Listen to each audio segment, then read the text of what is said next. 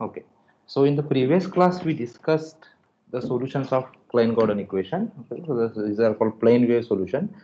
So we considered the free Klein-Gordon equation. Okay.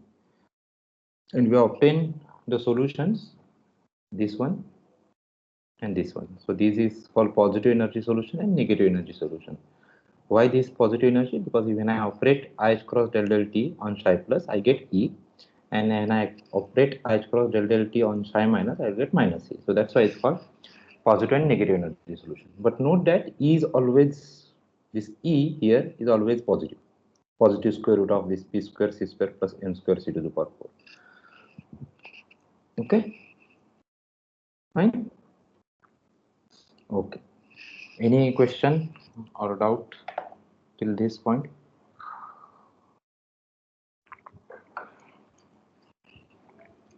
Okay. So the next point, suppose if I constitute, recall the expression for rho. Rho Tx is equal to IH cross divided by 2 MC square, okay, into bracket psi star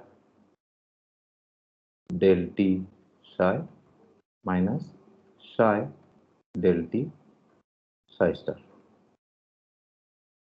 Okay. So if I substitute psi plus and psi minus in the row, okay, so for psi plus, if I substitute psi plus, I will get the row plus. Okay, so evaluate this for psi equal to psi plus. Okay, so you can check that row plus is, so recall what is our psi plus? Psi plus is this, apart from this normalization constant, okay, that we need to fix. Okay, so if I drop that normalization constant for time being, okay, then your psi plus and psi minus are given by e to the power minus plus I p mu x mu by h cross. Okay, apart there is a normalization constant, but I am not taking into account right now. Okay, so if you evaluate this psi, if I substitute psi plus in rho, so I will call that as rho plus, and if I evaluate that, okay, so what you are going to get is the following: E divided by mc square, okay, and you will get mod of psi plus x t. So this part will go away. Okay, so the time part will go away because we have already. So what you need to, okay, so let me prescribe the procedure. Okay, so what you need to do is the following. Okay, so write psi plus tx as, okay, psi plus x e to the power minus I et by h cross. So here I am considering the stationary solutions.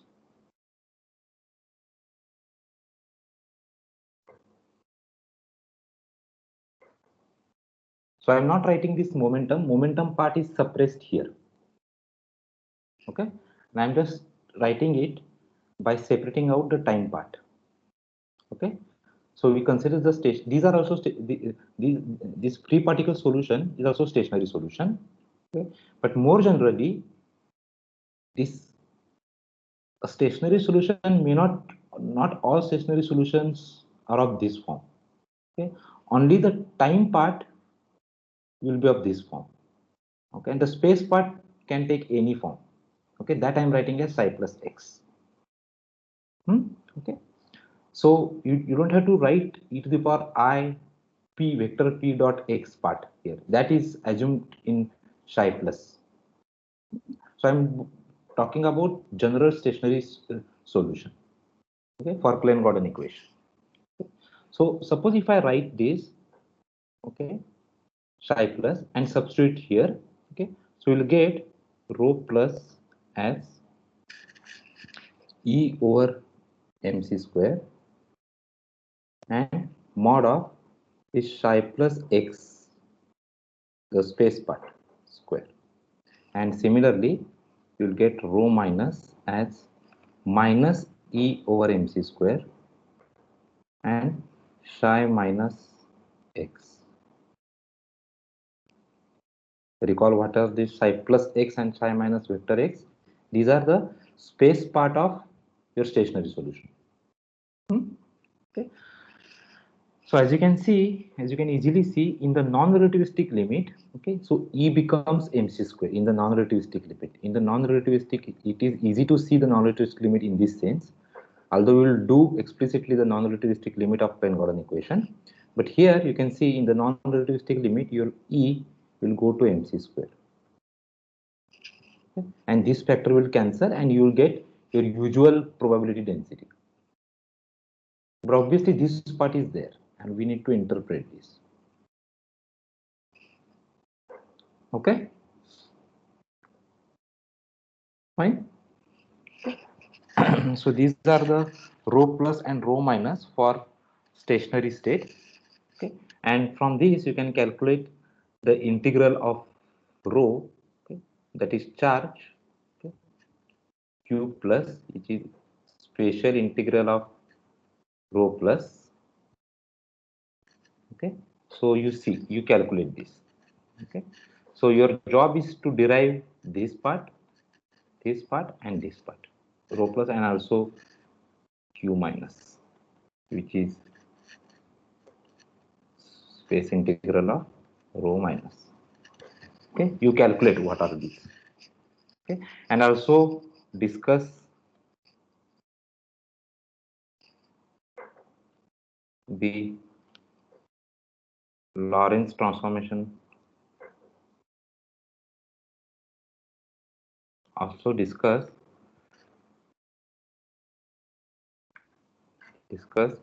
how q plus and q minus transform under Lorentz boost.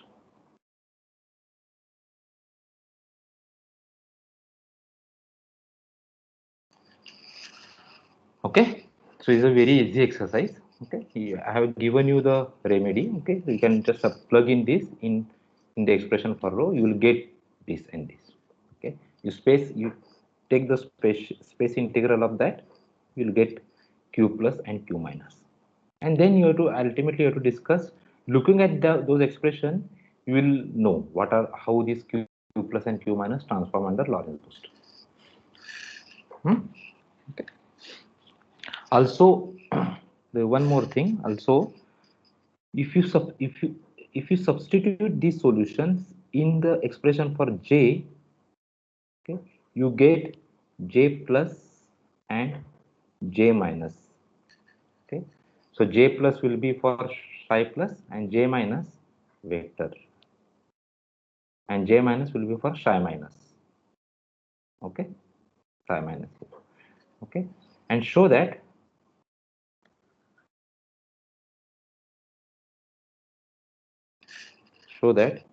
J vector plus is equal to vector P by M. Okay, okay, and J vector minus will be minus P by M. So if this denotes the current spatial current density vector, okay, then this, so J denotes the spatial current density vector. Okay, J plus is the current density vector in forward direction, in the direction of momentum, and this will be in the opposite direction of momentum. Okay, J minus. Okay. So just trivial work. Okay, you substitute again the psi plus and psi minus in the expression for J. You know the expression for J. Okay. So please do this. Okay, these are important side derivations. Okay. So you can do this. Not that difficult. Okay. Now we come to the normalization. Okay. If I put n here, okay, there will be n square factor will come here, right? If I put n here, then since rho involves product of psi and psi's, okay, also there is a derivative, there is it's actually the two powers of psi's, okay, so there will be n square, okay, and we need to choose this n in a particular form. So there is a freedom in choosing this normalization, okay. So now we will discuss the anyway, actually I have given you this exercise, okay, anyway. So normalization,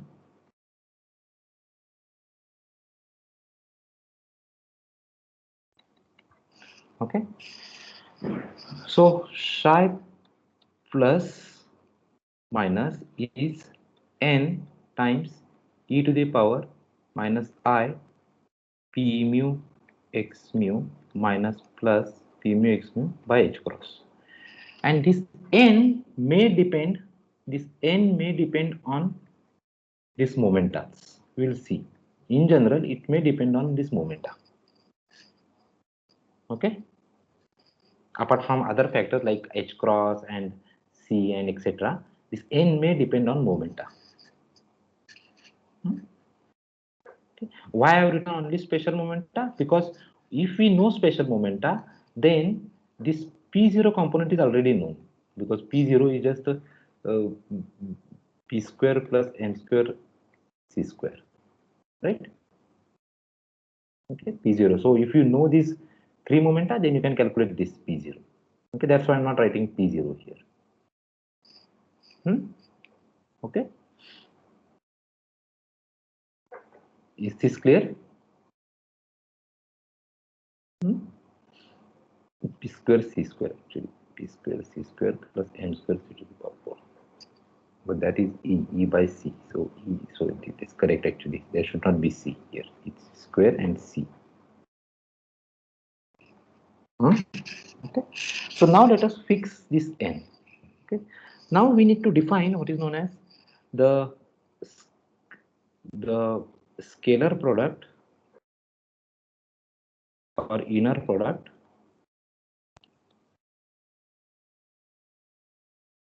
on the space of plane wave solutions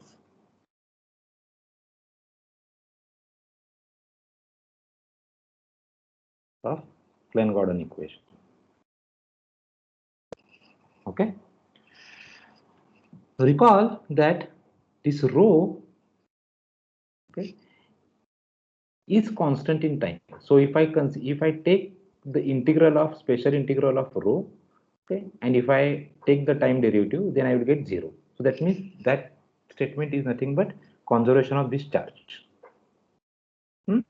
So I will define my inner product in the following way. Inner product between psi plus, okay, one more thing.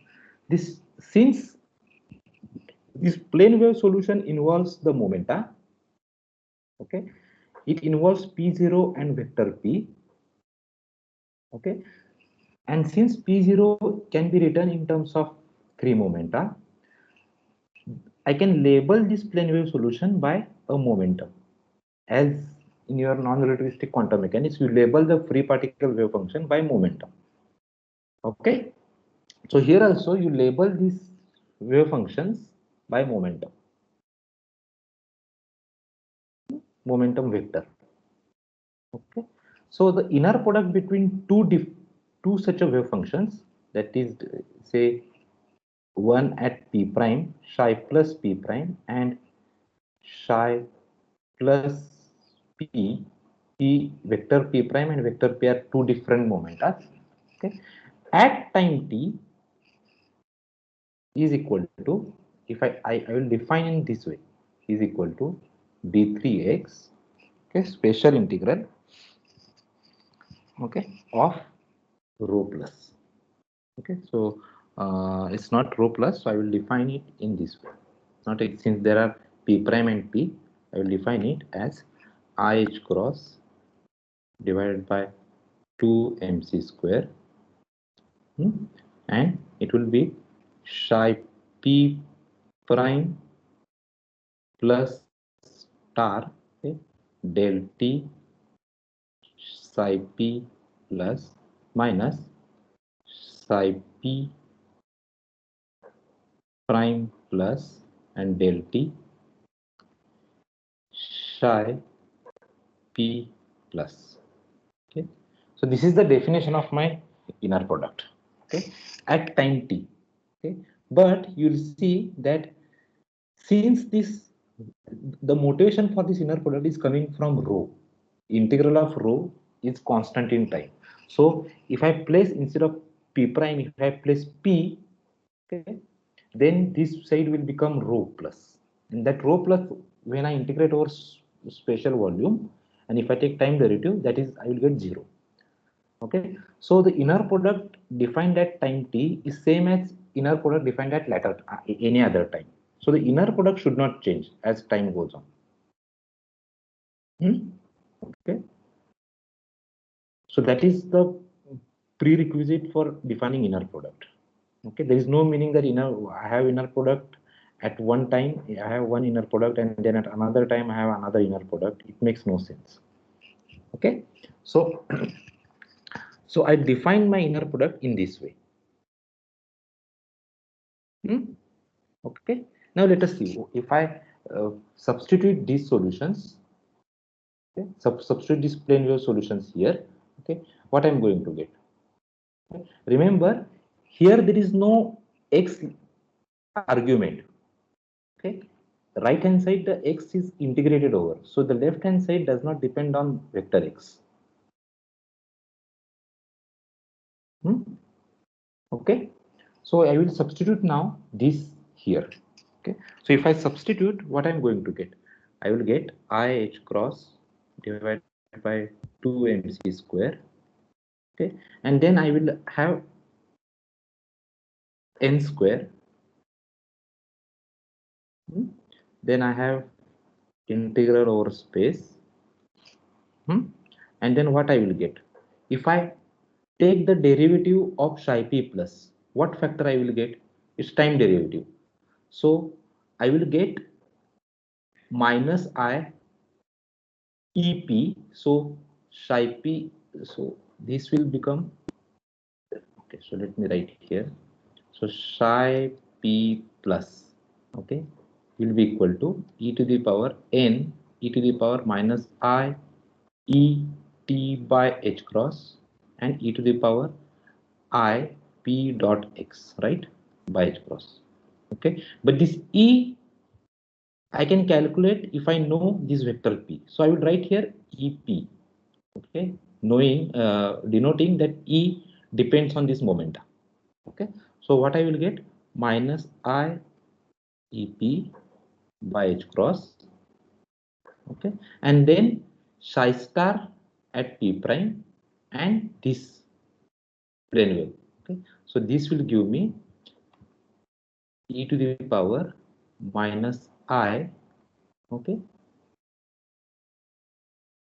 p mu minus p prime mu x mu by h cross. Okay, minus, okay. Now when I add del t, there should be star here, sorry. Okay, when I add del t on the psi p plus star, psi p will have opposite sign, so I will get I e, but this time I will get, sorry, there is some problem here. So p will be with psi and p prime will be with psi star, so there will be p prime. So there will be I e p prime by h cross. Okay, and then I will get e to the power minus I p mu minus p prime mu x mu by h cross. This is what I will get. Is this clear? Is this calculation clear? Or should I repeat? Sir, can you go over this once more, the previous step? So which one? This one. Hello, yes sir. So I define the inner product in this way. Okay, this is my definition. Okay, now I want to evaluate this for these solutions. Okay, so I have psi inner product between psi p prime plus and psi p plus. Okay, that is defined in this way. Okay. Sir, what is the reason behind defining this in this manner, the inner product? Because then I will, if I set p prime equal to p, then this expression is rho. Okay, this expression is just rho plus, and integral of rho plus is does not change with time. Okay, so I have the definition of inner product which does not change with time. Clear? Okay. In non-relativistic quantum mechanics, you define inner product in this way: psi star psi. This is your right. So this is basically your inner product. Right? Why this is so? Because in your, if you consider non-relativistic, if you consider Schrodinger equation, then this part does not change with time. There, correct?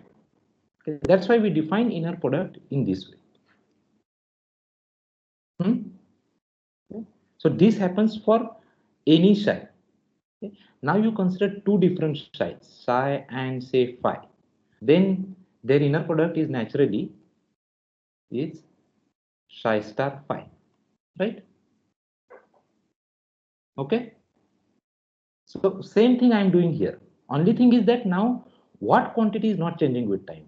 This is the quantity when evaluate when I substitute for when I substitute t instead of p prime, this will become rho plus, and if I integrate over space, okay, that quantity does not change with time. That is the logic. Clear? Yes sir. So now I am evaluating, I am substituting these solutions here, and I am denoting. So for psi p plus, there will be E factor, energy factor. That energy factor I am denoting by EP. Okay, I am denoting by EP here. Okay, and for P prime, naturally I will denote by EP prime. Okay, so this will be IH cross n square divided by 2mc square. Okay, then this minus 2I by h cross. Okay, and then this integral d3x, and now I will take out the time part. I will separate the time part and the space part in these exponents. Okay, so in the first exponent, what I will get? E to the power minus I EP minus EP prime divided by h cross t. Okay, clear? And that factor is same for here also. Okay, so I will get e to the power minus I EP minus EP prime t divided by h cross. Okay, then I will write these factors, okay, with EP and EP prime, because I cross this should not be 2 here. Okay, I by h cross, just I and h cross I have taken common. Okay, so this will be EP, and the space part of this will be e to the power minus I. Okay, so it will become plus I, okay, because p mu x mu. Okay, so there will be plus I vector p minus vector p prime dotted with vector x divided by h cross. Okay, and in fact I will get the same factor from here. Okay, so I will get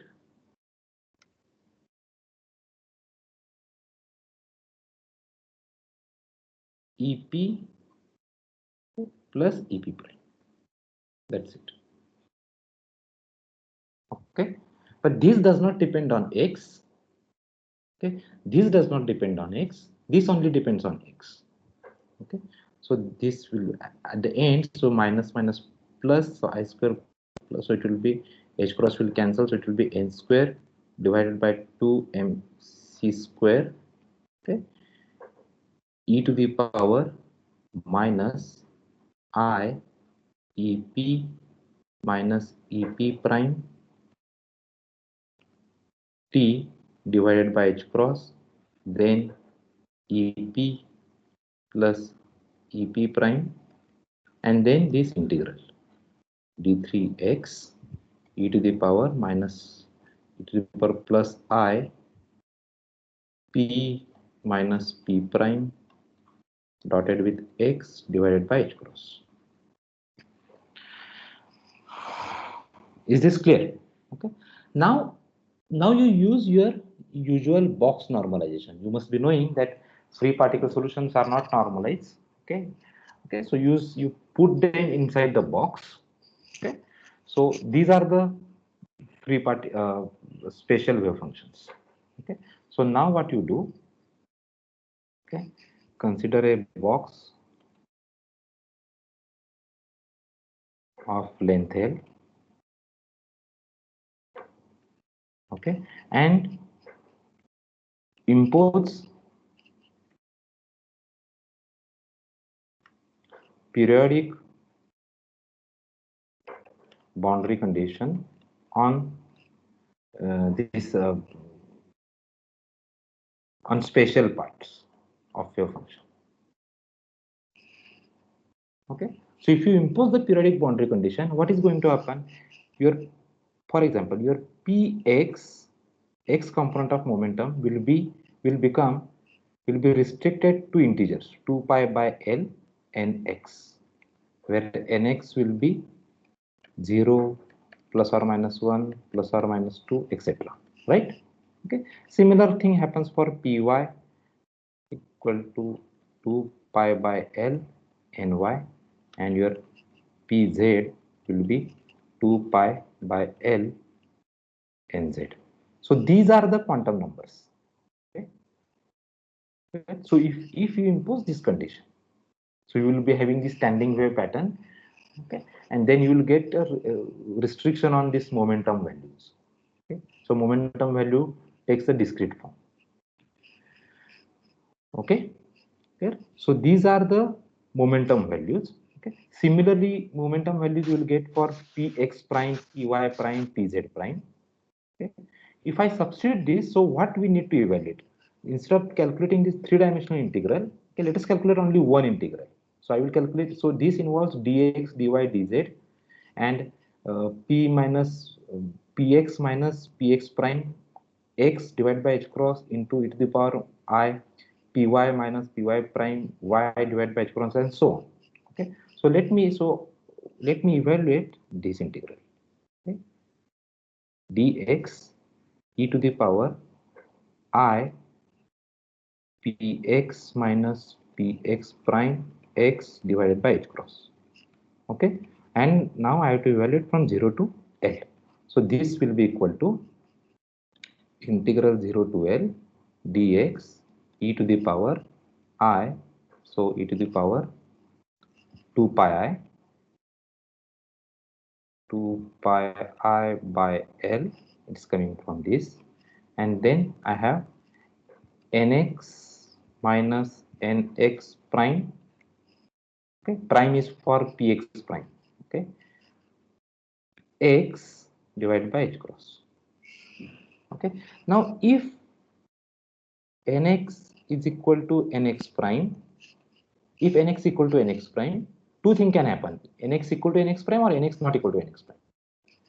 If nx is equal to nx prime, then this exponent is 0, so I will get just, then the value of this integral will be L.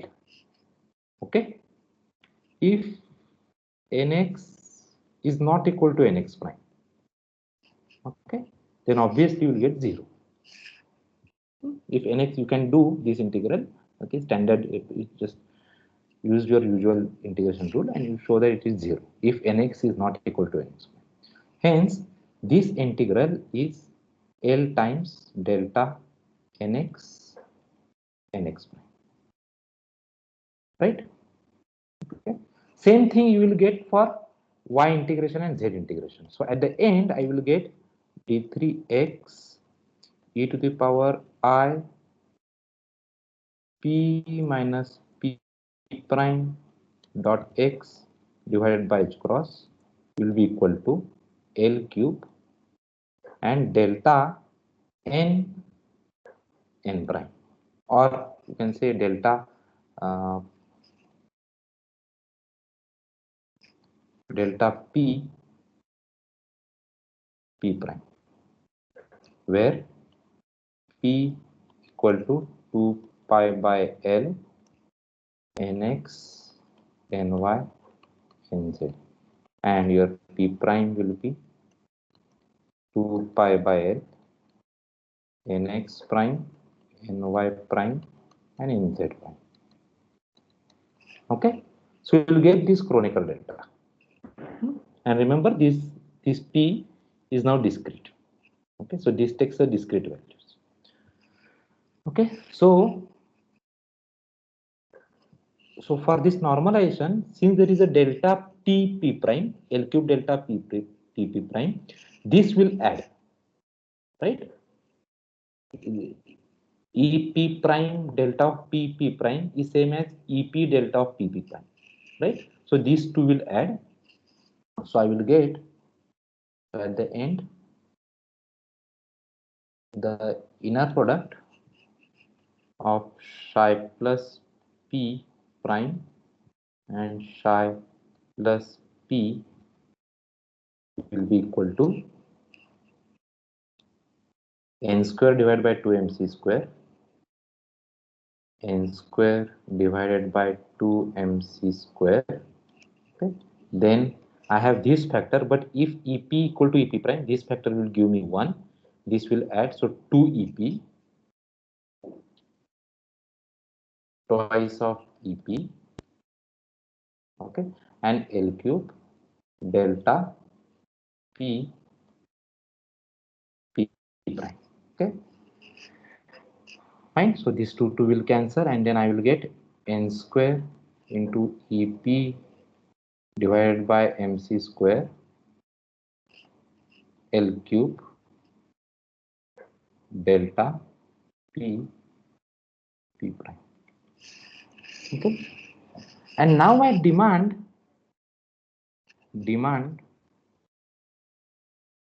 that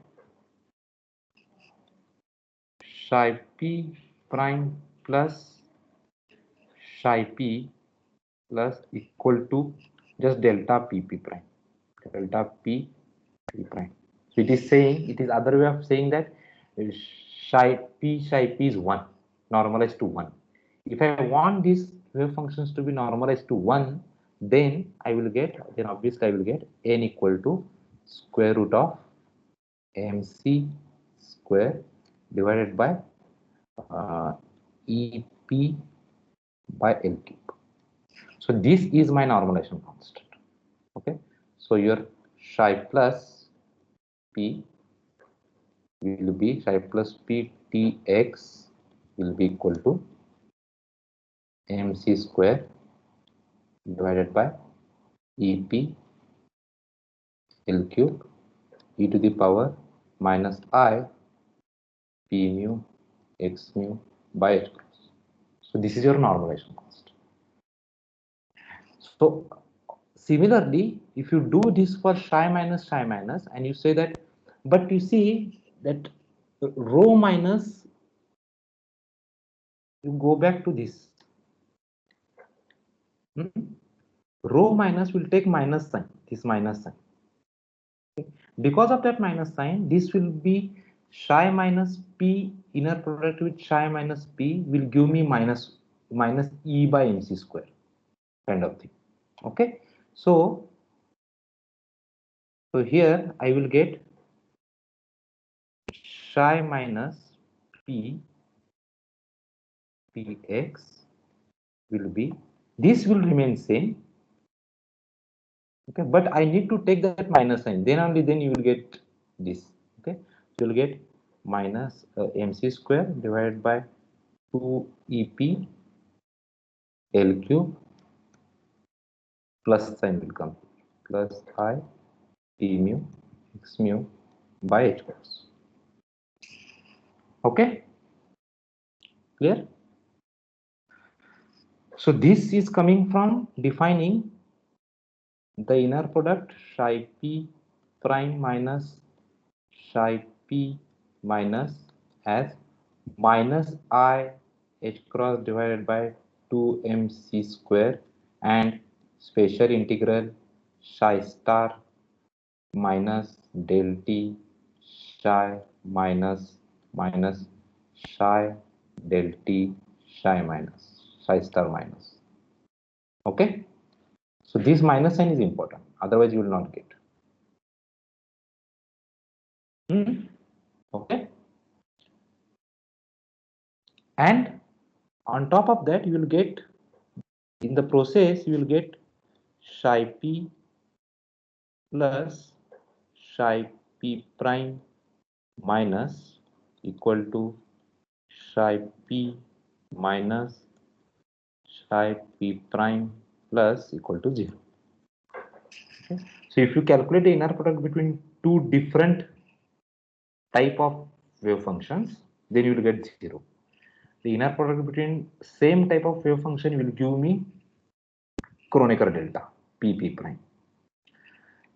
The inner product between negative energy solutions will give me minus of. So this will be equal to, this is normalized to minus delta p prime. Okay. So psi minus is minus delta, psi plus is plus delta, and psi plus psi minus is 0. Okay. So this is how you fix the normalization. There are different ways of normalizing. Some in some textbook, this you know the definition of inner product is given without this factor, without this h cross over 2 mc square factor. I is there, but this factor, this h cross over 2 mc is not there. Okay. And recall how we got that factor. We just by hand we multiply 2 j mu. Okay. Expression for j mu. Okay. By hand we multiplied this factor. When I did this psi star Klein-Gordon equation minus psi of Klein-Gordon equation star, at that time I by hand you multiplied by this factor. Okay. So this is not going to change the physics as such. Okay. So with this factor, the inner product is defined like this. One can define the inner product with just exclude this factor is cross over 2 mc square. So that is one point. Okay. So some textbook use that inner product, and in latter part of this course, okay, maybe next semester also, we also are going to use that normalization. Okay, but it makes no difference. Okay. Another point is that, so here I used this finite volume normalization. Okay, so it's called, so this is called finite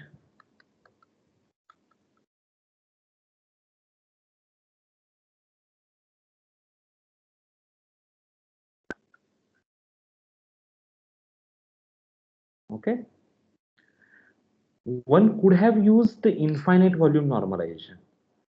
Okay, so in that case you will just get, okay, so that may be, okay, you can do it. Okay, it's not that difficult, in fact it is easy. Okay, so in that case, okay, so we choose for infinite volume normalization, for infinite volume, okay, we choose psi plus p psi plus p prime to be, okay, twice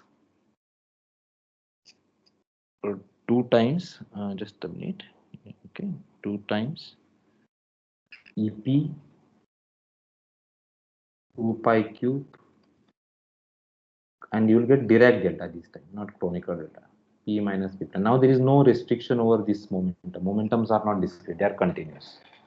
Okay, so in that case, okay, so if you don't, okay, so for infinite volume normalization, the inner product is normalized like this.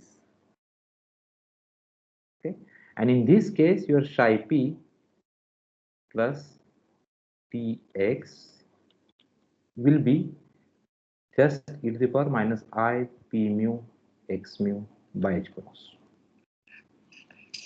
Okay, no normal, it is just one. So if you define inner product like this, okay, then the normalization is one.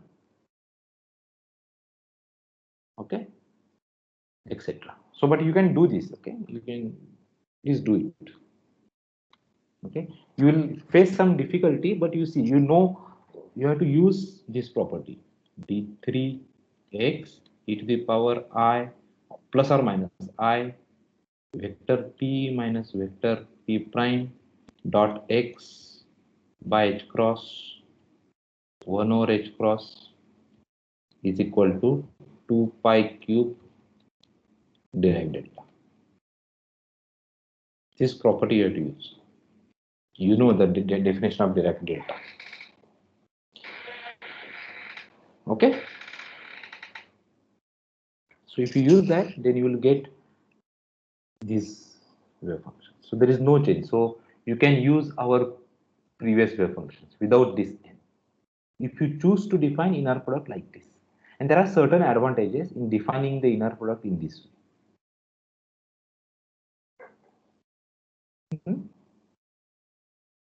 Okay.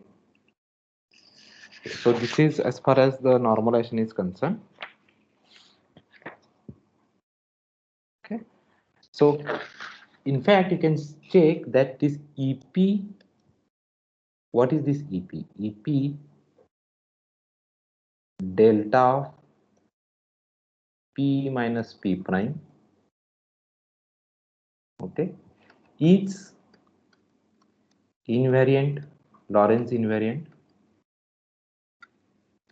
You can show that EP delta Q, three-dimensional delta function, is Lorentz invariant delta function.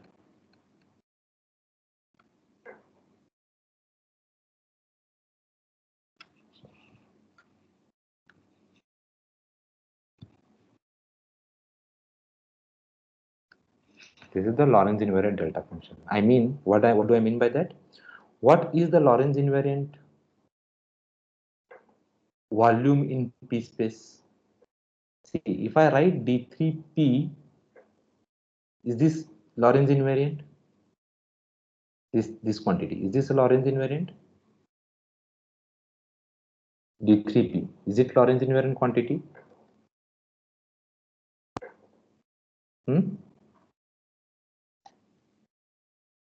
Yes or no? Is this a Lorentz invariant quantity? No.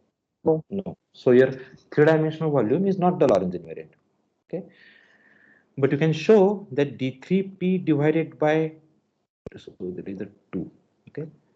2 is coming from here. Okay. So D3P divided by 2 times EP is Lorentz invariant measure of integration.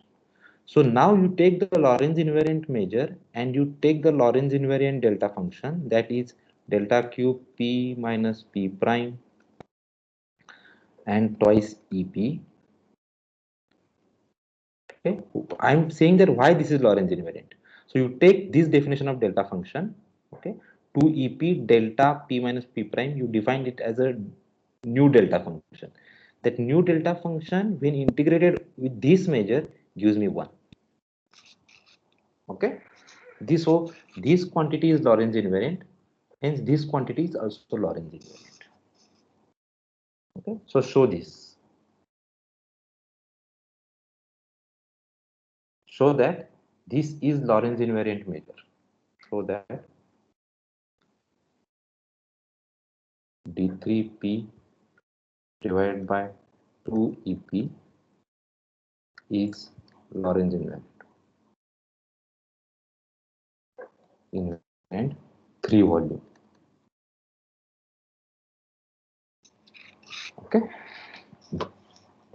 So if you write spatial volume, this is also not Lorentz invariant. Okay. But you can multiply with certain factor to make it Lorentz invariant. Now you figure out what is that multiplication factor, and it will come out to be in momentum space. It will come out to be this. Okay. So you show that this factor is Lorentz invariant. If this is Lorentz invariant, then this part, this is 1. So this part must be Lorentz invariant. Hence we call this as a Lorentz invariant Dirac delta. And in the next semester we are going to use this frequently. Okay, so this is the important exercise.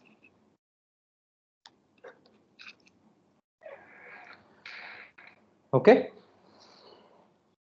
So once you show that this is Lorentz invariant measure, this follows. So you don't have to show this. You show this, you show only this statement. Is it clear? So now the normalization is over. So sometime we Sir, yes. when we define inner product in quantum one, then we take psi star into psi. So psi star is in dual space. Yeah. So okay. So here our psi plus p prime. Psi plus. Is it in dual space or the same space? Psi star. Oh yeah. So it is in the dual space of functions. Yes. Dual space of Psi plus p prime, sir. Psi plus C. We have psi plus p, psi plus p prime. Okay. This is what we have in your quantum one. You have psi p, psi p, right? Okay. Fine. So this is defined to be psi star psi. Okay. This is not in dual space. These are the functions in your space of functions in the Hilbert space. Okay.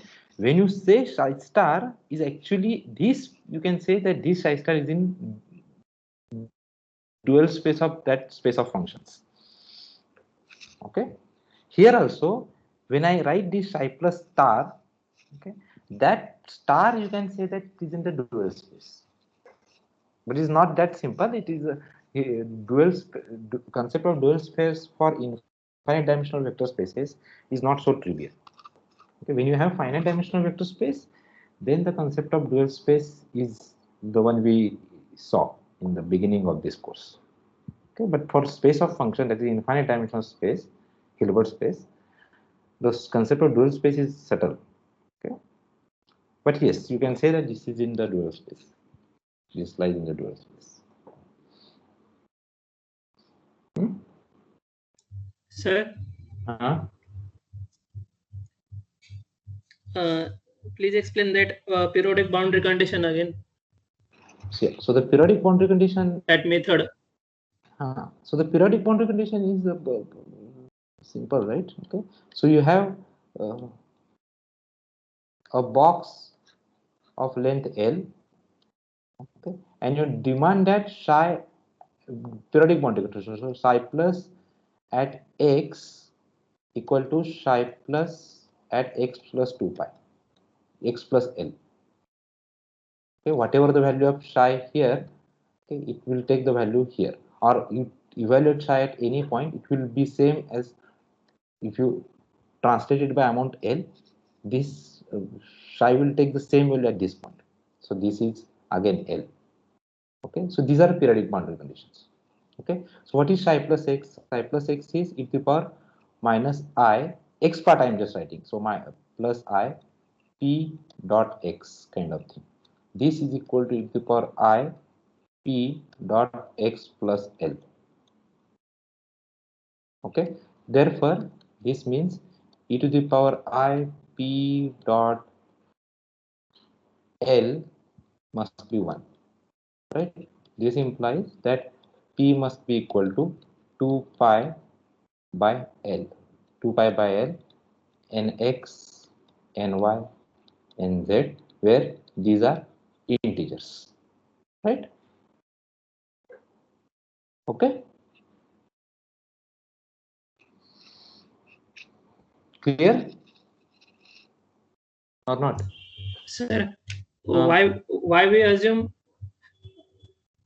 normalization constant is a function of P? So it is coming right here. You can see.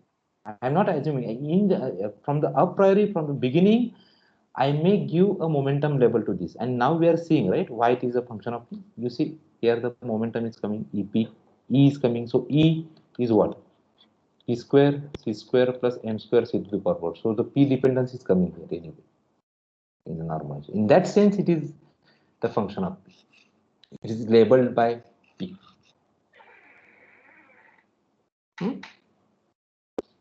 Sir, there is a difference in factor of 1 by root 2. Where? In both normalization. Factor of 1 by root 2? Which 1 by root 2? Both normalization means? Which normalization? So this is the... Both normalization constant of psi plus and psi minus. No, there is no difference of root 2. Where is the difference of root 2? Right? No, psi minus I gave it to you. Okay. Psi minus is mc square divided by 2. Oh, yeah. So no. This should not be there. Okay. So EPLQ. Okay. So please correct that. There is no factor 2 here. This same normalization will work for psi minus also. Okay. Is this clear? Yes. So the normal. I hope that normalization procedure is clear. Okay. So I will summarize just. Okay. So we normalize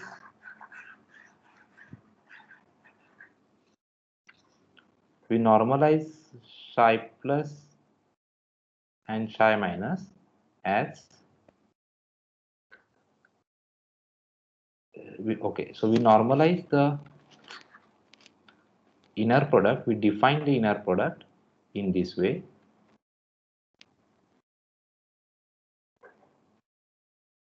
Okay, so we have the definition of inner product that is equated with delta p prime. Okay, in other words, if you set p prime equal to p, then this is just 1. Okay, so basically I am saying that the inner product of two wave functions, inner product norm of a wave function is 1, is normalized to unity. Then if you use this, then we get n to be square root of mc square divided by ep by ep l cube. If you use something else here, then this normalization is going to change. That's it. Similarly, for psi minus p prime will normalize to -1. Why -1? Because rho minus is so the rho minus has that negative sign. Okay. And psi p plus minus and psi p prime minus plus is 0. Okay, so plus minus means if you take plus sign, then you take minus sign, you will get 0. And if you take minus sign, then you have to take plus sign, you will 0. So all these two will give me same normalization factor, and that's it. Okay, so if you use something else here, then this is going to change. Okay. Yeah. Fine. So now we have normalized the wave functions. Okay. So now let us talk about the non-relativistic limit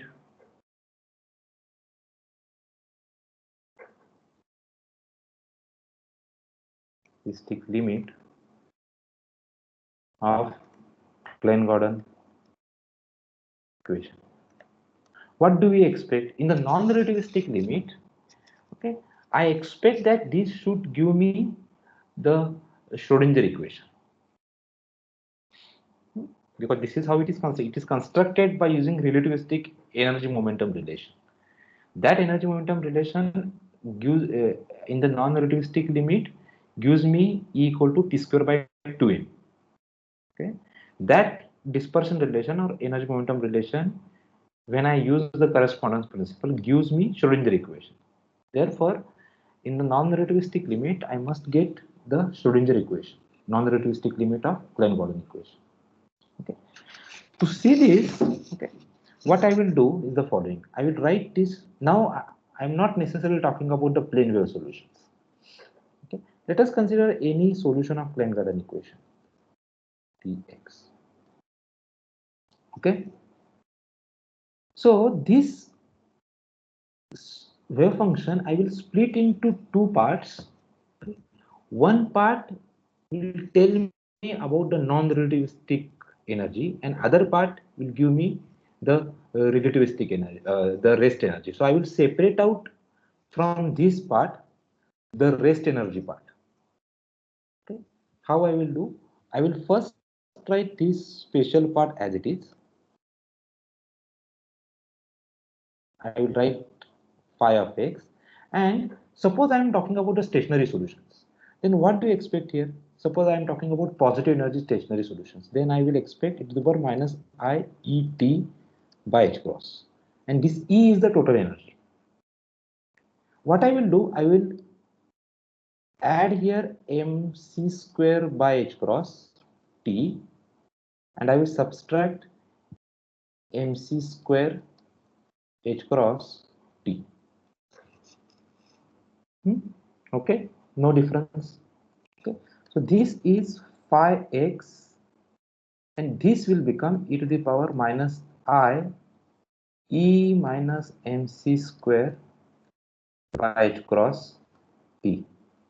Okay, this is I mc square t by h cross. What is this? This is the total energy minus rest energy. Okay, so this will be, okay, so if I will suppress this factor here, okay, so I will suppress this factor here, and I will call this phi xt. Okay, and I will tell you what is this, and I will write mc square t by h cross. Okay, now if I add del t on the I h cross del t on phi, I h cross del t on phi, what I'm going to get? I'm going to get E minus mc square phi, right? Okay. Now in the non-relativistic limit, this difference E minus mc square, this difference is less, much less than 0. Much less than, sorry, not 0, much less than mc square. So that is to say that the non-relativistic energy of the particle is much less than mc square, or in other words, kinetic energy of the particle is much less than mc square. Okay, so now you see I can impose my non-relativistic limit, okay, by saying that this is less than, so this will be much less than mc square phi. You agree with me? This is coming from this. Okay, so implies that del phi by del t I, so forget about IH cross. So if I'm talking about del phi by derivative of phi with respect to t, this will be much less than mc square phi. So whenever I see these two terms, okay, then I will neglect this. Whenever there are two terms, del phi by del t plus mc square phi something, then in the non-relativistic limit, I will neglect that as a leading order, at the leading order. Okay, that is the program. So I will now describe that in detail. So we have now, I have written the psi tx in this form. Okay. So now let us see what happens to derivative of psi. Del psi by del t. Okay. So del psi by del t will be del phi by del t. Okay. E to the power minus mc square t by h cross, that is there. Okay, I will write that at the end, minus if I add derivative, time derivative on this, what I'm going to get. Okay, so I will get so minus I mc square, h cross will cancel with no, this h cross, there is no I h cross there, so this will remain, and I will get phi, and then I will write e to the power minus I mc square t by h cross. Okay, so this is d psi by dt. Now you see in the non-relativistic limit, this will be approximately equal to minus I by h cross mc square psi. Okay, because phi e to the power I minus e to the power minus I mc square t by h cross is psi. Okay. Yeah. Now, since in the Klein-Gordon equation we don't have first derivative term of psi, we have double derivative term of psi. Okay, so I need to calculate d2 psi by dt square. Let me calculate this first. Okay, this will be equal to del t of this, right, with this factor.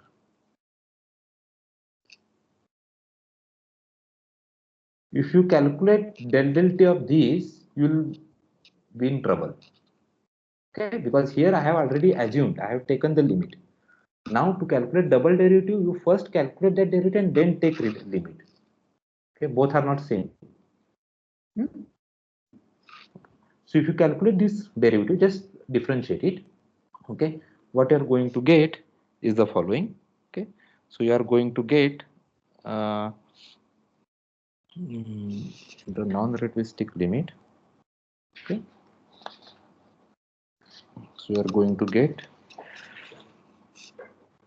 d2 phi by dt square,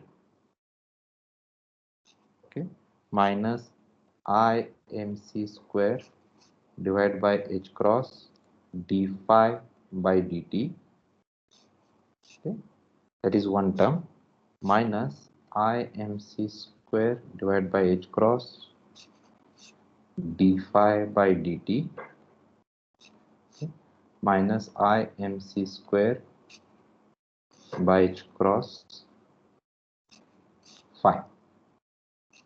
Okay, e to the power minus I mc square t by h cross. This will be your d2 psi by dt square. Now you see this term is double derivative term. So when you d phi by dt gives me non-relativistic energy times phi. Okay, d2 phi by dt square will give me e square, non-relativistic energy square. That will be much less than e, right? Okay, because of this factor. Okay, this term will be much less than this factor, this term, and this term is much less than mc square psi. But at the leading order, I can only neglect this, not this, not these terms. Okay, because we are at the leading order, so we need to neglect only this double derivative term. Okay, so this will be equal to, so these two terms will add. Okay, so this will be minus 2I mc square by h cross d phi by dt. Okay, minus, and so I will get minus plus, and then I square minus, so it will be minus m square c to the power 4 h cross square phi e to the power minus I mc square t by h cross. Okay. So in the Klein-Gordon equation, I will replace the double derivative term d2 psi by dt square by this term. So let us do that. Okay. So what is my Klein-Gordon equation? Klein-Gordon equation is box plus m c by h cross square psi equal to 0. So this is equal to, so if I write it explicitly in terms of t, then it will be d2 psi by dt square, okay, minus there will be 1 over c square because of x0 is ct, so it will be c square Laplacian square psi, okay, plus m square c to the power 4 divided by h cross square psi equal to 0. Okay, so now I will substitute that piece here and I will recall the definition of psi in terms of phi. Okay, psi in terms of phi is this. Okay, so this will become, okay, so I will substitute this again in the Klein-Gordon equation. If I substitute d2 psi by dt square here, and if I write this psi as phi e to the power minus I mc square t by h cross, then I will get, at the end I will get, I am going to get the following: d2 psi, okay, so it is, so this will be equal to minus 2I by h cross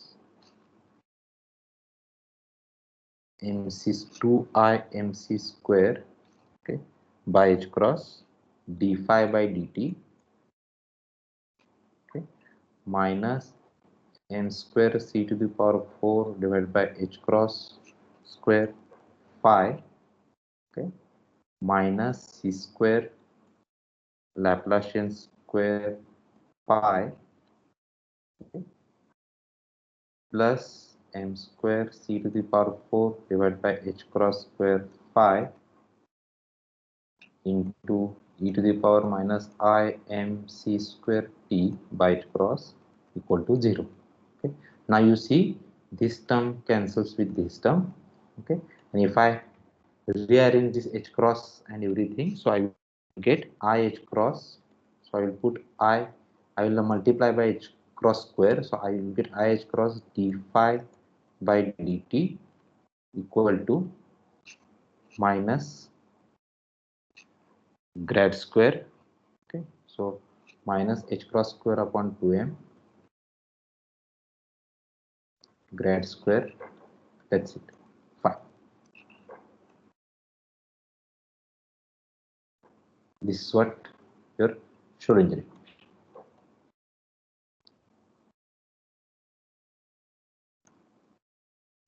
Okay, that means, what is the lesson? If I take out the rest energy part from this wave function, then whatever remains satisfies the non-relativistic non-relativistic wave equation, that is Schrodinger equation. Okay, I have to take out this part and then I have to take this non-relativistic limit appropriately. Is that clear? Is this clear that why I neglected this term and not this term? I hope it is clear. This is double derivative term. This is derivative term multiplied by mc square. Okay. So this will go, d phi by dt is approximately equal to mc square. So this will become power 4 part. Okay. On the other hand, this will be, this is the term, this is the double derivative term. Okay. So this will be much less than this term. But the leading order, I have to neglect this term, not this one. There is no mc square here, multiply. multiplying factor. Okay. Sir, Uh-huh. how can we do that? We neglect the term in the first derivative but consider it in the second derivative. No, see, d phi by dt is much less than see d phi by dt here. Okay, in the non-relativistic limit. Okay, this term represents the non-relativistic energy. Okay, E minus mc square, that is non-relativistic energy. That is much less than mc square. Okay, so whenever I have term like this only, then I can neglect this term, because this term is, compared to this term is less. Okay, so try to understand. See, you have mc square phi, then you have d phi by dt. Okay, suppose if I have term just d phi by dt in an equation, suppose I have term d phi by dt and no mc square term, then I cannot neglect this term also. If I have term d phi by dt plus mc square, then compared to this I can neglect this part. Now I have double derivative term. Okay, now I have double derivative term. Okay, d2 phi by dt square. Okay, what is this d2 phi by? So it is dd acting on your phi. Okay, so sorry, d dt acting on d phi by dt. Okay, but d phi by dt is e non-relativistic, okay, times phi. Okay, so this is equal to e non-relativistic d phi by dt. Correct. So this will be e non-relativistic square. This will go as e non-relativistic square phi. Now if I have term like this, e non-relativistic square phi plus e non-relativistic phi plus mc square phi, then at the leading order, which term should I neglect? This term, right? Clear? Because e non-relativistic Yes. much less than mc square. Then at the leading order, I should neglect this term. Next leading order, I should neglect this. But we are talking about the first order. Is that clear? Yes, sir.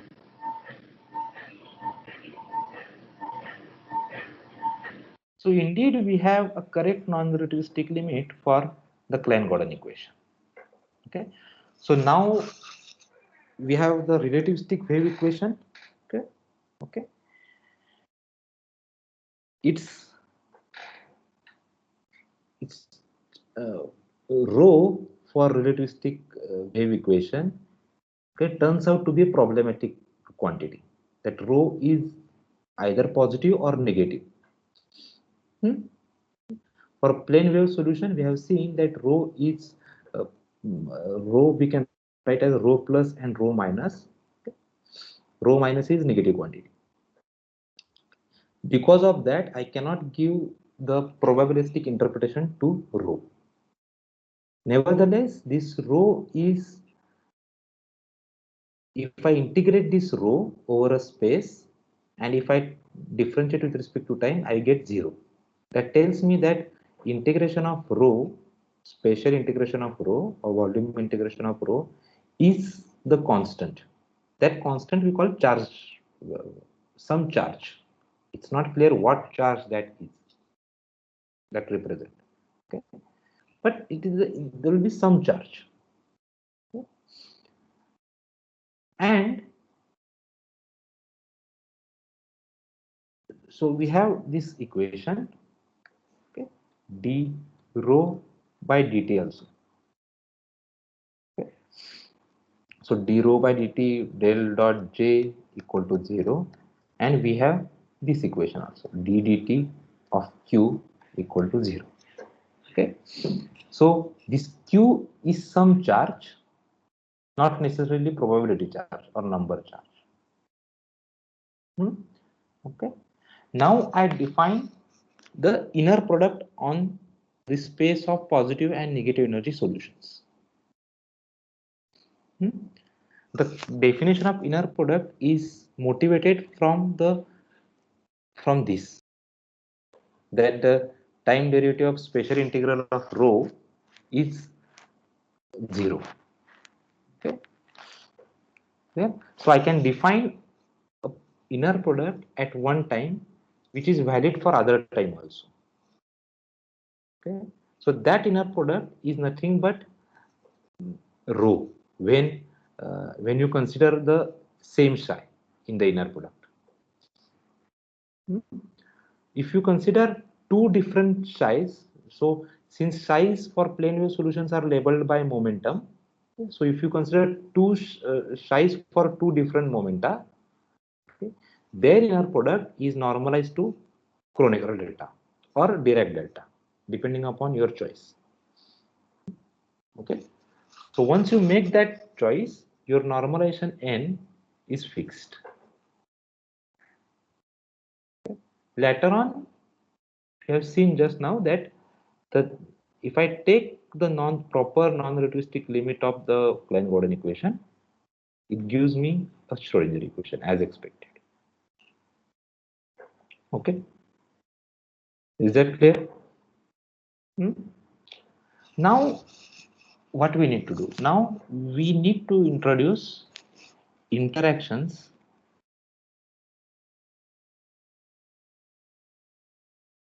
in Klein-Gordon theory. Till now, we are seeing the free Klein-Gordon equation. So, what do I mean by free Klein-Gordon equation? The energy momentum relation is E square equal to P square C square plus M square C to the power 4. That energy momentum relation is for relativistic free particle. In that sense, we were talking about free Klein-Gordon equation. Okay. Now we will discuss the interactions in Klein-Gordon theory. Okay. Now I want to introduce some interactions in this theory. Okay. So let me write the Klein-Gordon equation again. Box plus M C square by H cross box plus MC by MC or MC square, but MC square by H cross, I think. MC by H cross. MC by H cross square psi equal to 0. And remember what is box? Box is del mu del mu. Okay. So I can write this also. Del mu is so P mu is IH cross del mu minus IH cross. Yeah, minus what was our convention? Did I do that? I fixed the conventions. Right? Yeah, P is minus IH cross. Okay, so P mu. Where is my P mu? Yeah, so vector P, that is P upper mu is minus IH cross del mu. So P lower mu will be IH cross del mu. Right? Yeah. So we have, let us go to the next page.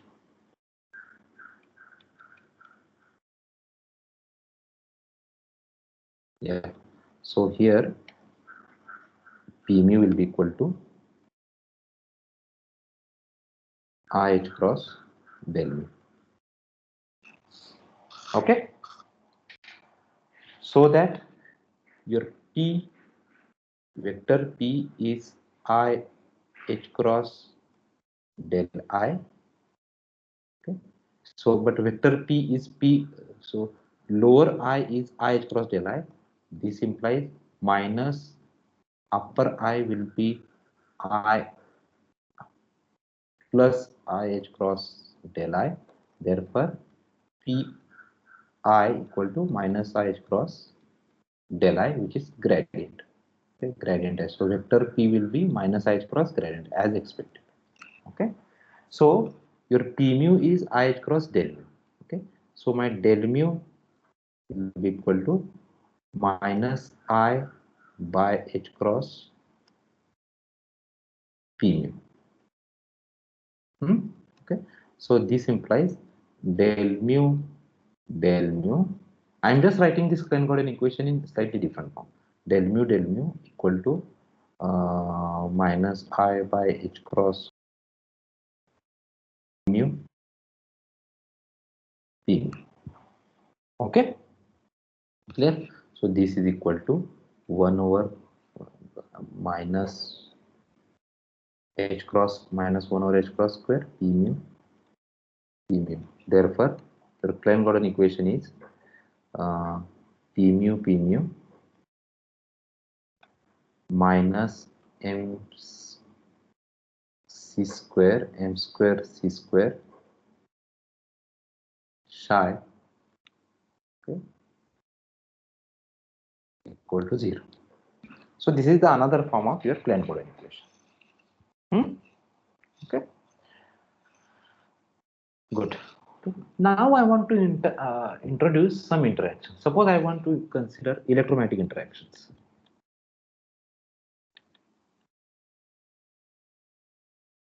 Let me go to the next page.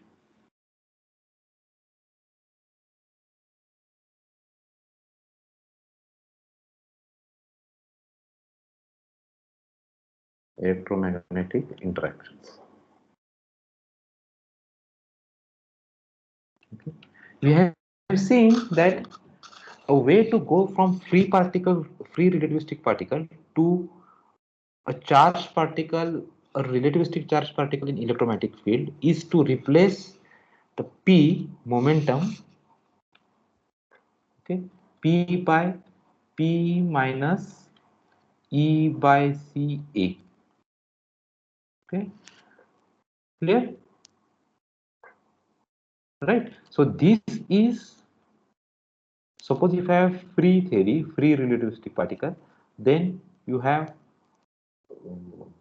suppose you have expression containing vector P, and I have interacting charged particle in electromagnetic field. Okay, there wherever this P comes, you have to replace it by P minus E by CA. Then here this P is your canonical momentum. For free particle, your canonical momenta and mechanical momenta matches. When you have a particle in electromagnetic field, canonical momenta is not the same as mechanical momenta. So you replace mechanical momenta by this relation.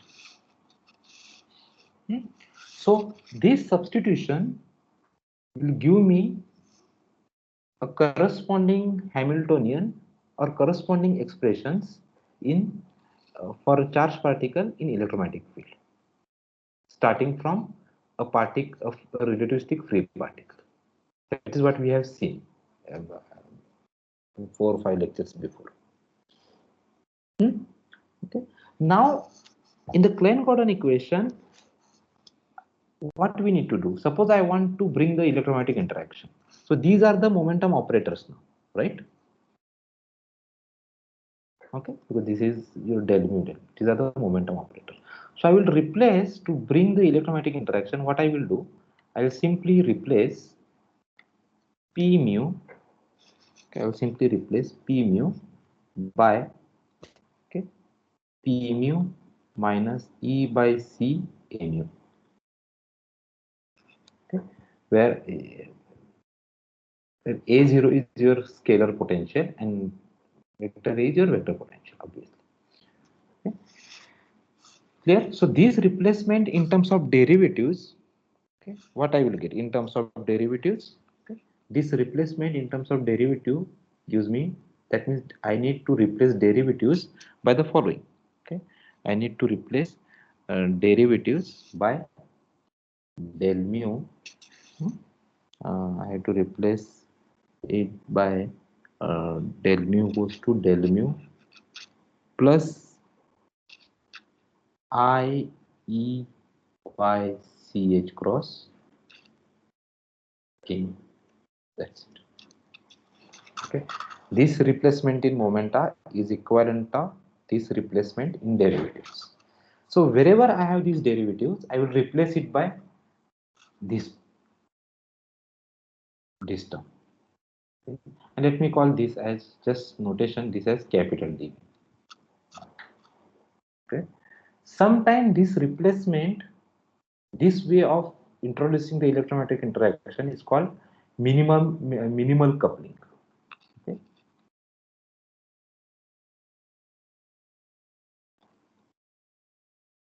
Minimal coupling to electromagnetic field.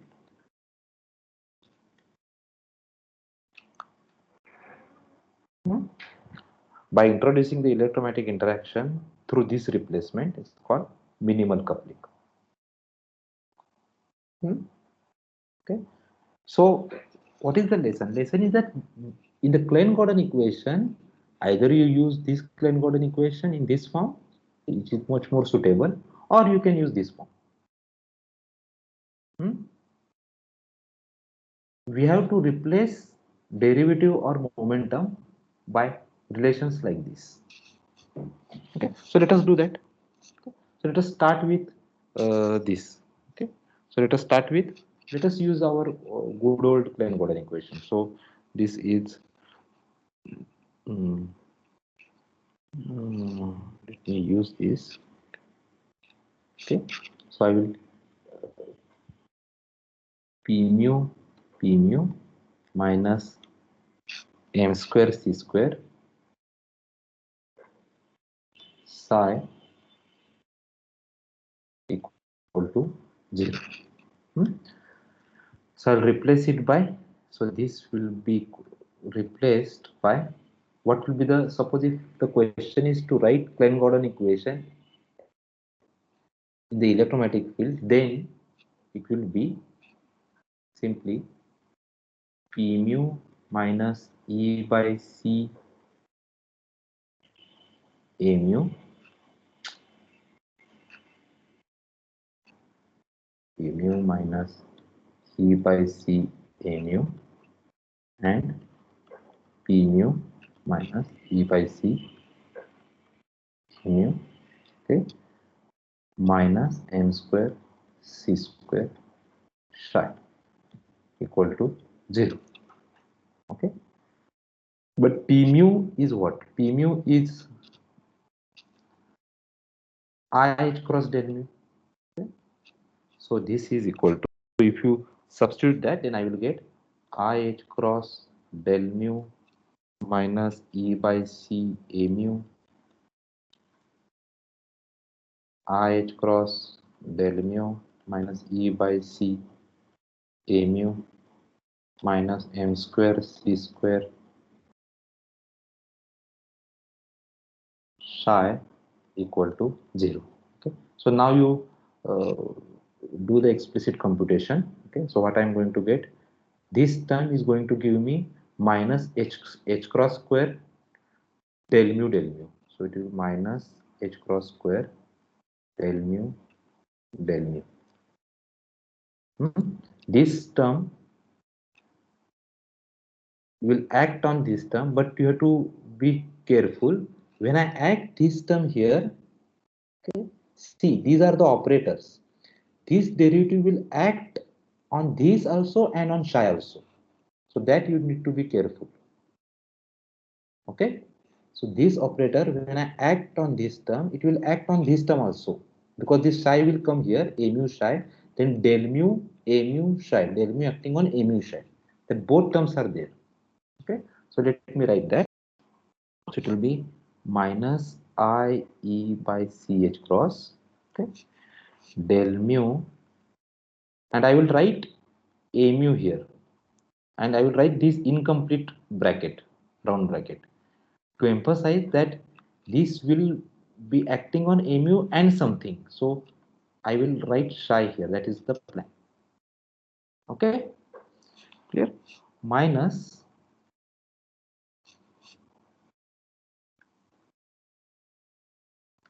okay, minus, so this bracket is not complete. Okay, I will not complete this bracket. Okay, so I'm discussing the next term, minus I E by C H cross, okay, minus I E by C minus I by C H cross, because I am dividing by H cross throughout, I think. Yeah, H cross square. Okay, so yeah, so this will be H cross will come into the numerator, not in the denominator. Sorry.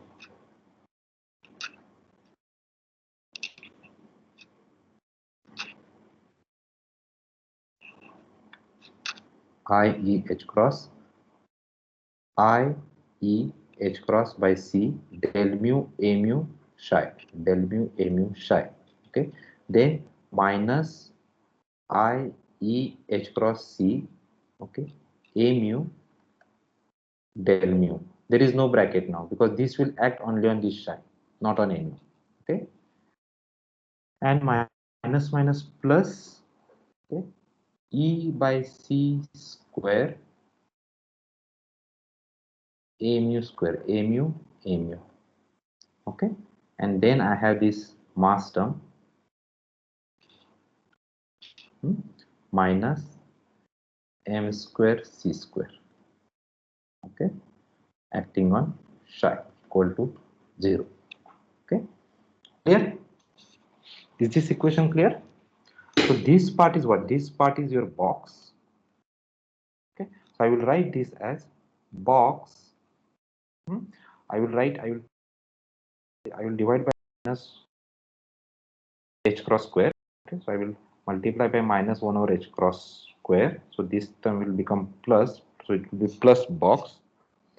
So minus 1 over h cross square with this term will give me m. It will give me mc by h cross whole square. Then minus 1 over h cross square will give me plus I e by c h cross del mu a mu. Okay, then minus this will become plus I e by c h cross a mu del mu, and minus so it will give me minus e by c square, e by c square, and there is the h cross a mu in, and this will act on psi, and I will get 0. Okay, so this is the Klein-Gordon equation for a charged particle in electromagnetic field. So that's it. We have obtained the Klein-Gordon equation for a charged when the electromagnetic fields are present. Okay. I use this minimal substitution, this substitution.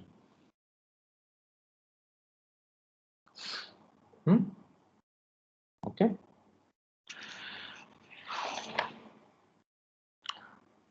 So I can write this in a notationally simple form as box plus mc by h cross square plus u of x. This x means x, t and vector x. Psi of tx equal to 0, where u of x is equal to I e by c h cross del mu a mu, okay, plus a mu del mu acting on psi. So yeah, psi is there already. So okay, so be careful with this term. So if you want to write it explicitly, then it will be box plus mc MC by H cross square psi, okay, plus IE by CH cross. Let me write it explicitly. Del mu A mu psi plus A mu del mu psi. Okay, this equation means this equation. Okay, now I have completed that bracket. Okay, this is equal to 0. So this is the Klein-Gordon equation in the presence of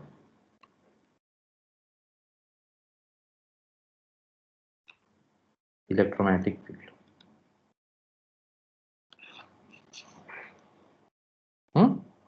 Okay, is this clear? So let us do our usual routine. Let us calculate the charge density and current density, etc. Okay, so I will skip the exercise, that calculation. So what you need to do, so let us call this equation as equation A, equation. So it is, let us call this kg equation in the electromagnetic field. Okay, so it is psi star kg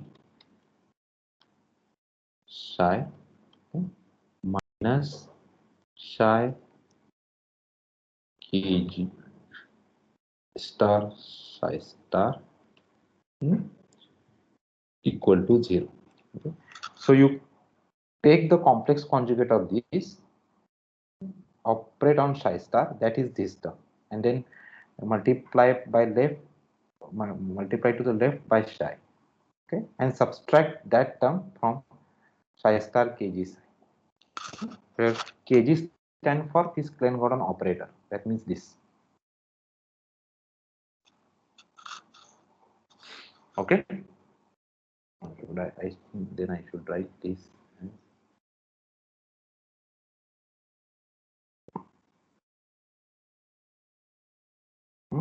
Klein-Gordon operator. Okay, so you will get, so if you do that, you will get, and then in between you have to multiply by IH cross E by 2m. Okay, now you are bringing the charge. Okay, so you have to multiply IH cross E by 2m. Okay, so you will get the following expression. If you simplify it, you will get del mu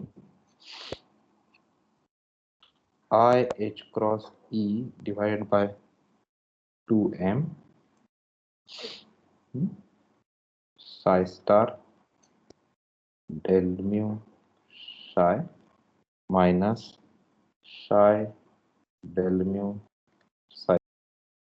Apart from this, you will get the term due to electromagnetic field, mc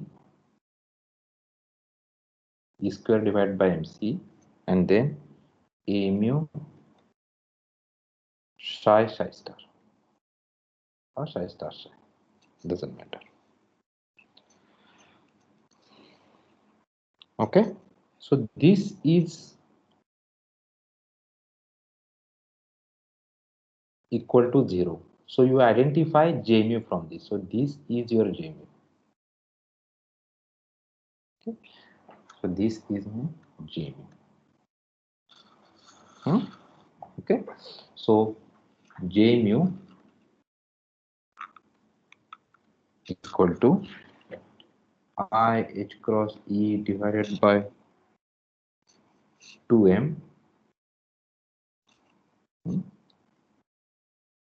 psi star del mu psi minus psi del mu psi star minus E square divided by mc a mu psi star psi. So this is the 4 current density. Okay, now you can do the J mu equal to C rho and vector J. Okay, so your rho will be, in this case, your rho will be I h cross E divided by 2 mc square. Now I am writing this in terms of t explicitly. That's why this c square factor is there. Psi star del t psi minus psi del t psi star. Okay. Minus e square divided by mc square. No, now mc c square will not come here because it is just a0 sign. Okay, and similarly you can write the expression for J.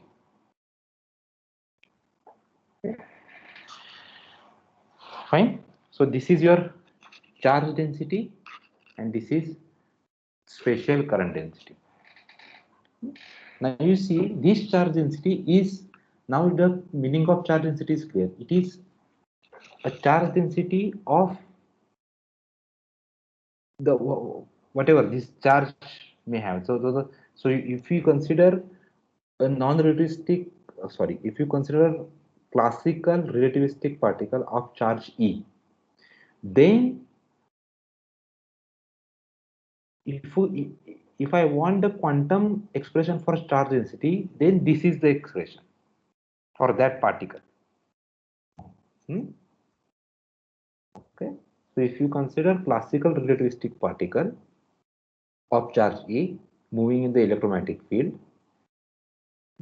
then when I write the quantum equation for that particle, that will be Klein-Gordon equation. Then the charge density for such a particle will be given by this. That is the meaning. Okay, is that clear? Okay.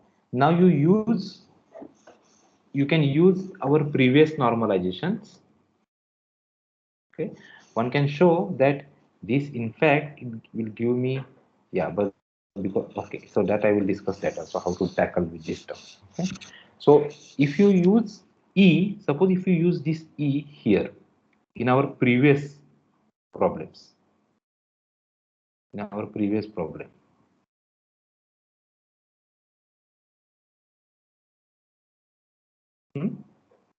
so if you use this E here also in that row, okay, then the integration over that row will give me just charge, that E. Okay, is this clear? If I use that E in this definition of rho, so what I mean, if you want more clear picture, is the following. Suppose here, instead of multiplying IH cross divided by 2m, if I multiply IH cross E divided by 2m, okay, and if I integrate this row over space, then I will get E. Okay, just wait a minute, I will come.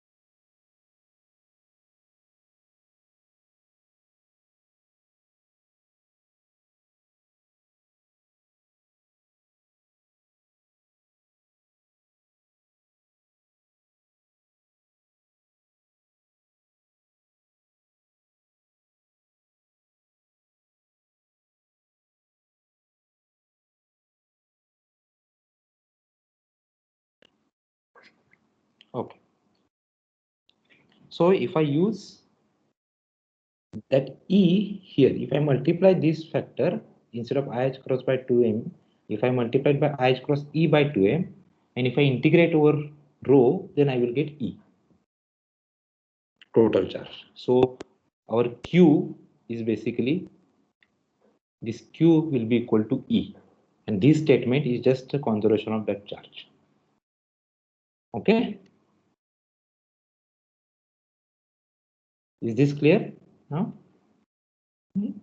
So the charge density in the electromagnetic field will be given by this now. But I can have free charge, right? If I can have a relativistic charge particle moving in the absence of electromagnetic field. That also will carry some charge density, okay, or 4 current density. If I integrate over that rho, okay, then I will get total charge, that is E. When I couple that to electromagnetic field, then my rho becomes this.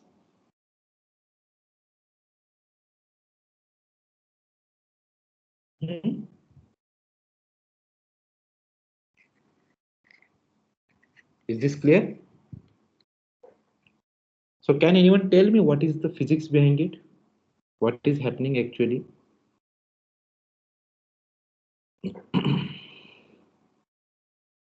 See, if you take this term, psi star del T psi, okay, and I will take this term, okay.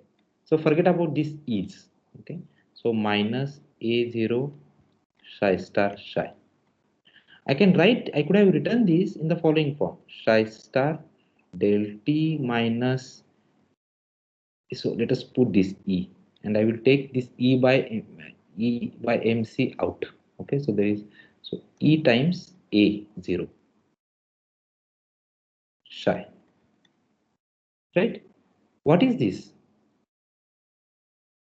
This del T will go as energy. Okay, minus psi star minus E A0. Right, and this is what was coming in the 4 vector of in the electromagnetic field, right?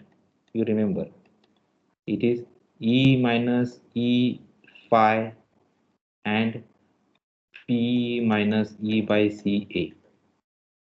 This is a 4 momentum of a particle in the electromagnetic field. That is precisely this. So this is precisely in that form. So I can write it as half here. One factor I will join with this, one factor I will join it with this. That half will precisely match with this half. Then I can take 1 over E over 2mc common, okay, and I can do this. Okay. So this is just tells you that you have to subtract from free particle kinetic energy the electrostatic potential energy to get a kinetic energy of the charged particle in electromagnetic field. That kinetic energy modulated with psi star psi gives me the current density. That's it.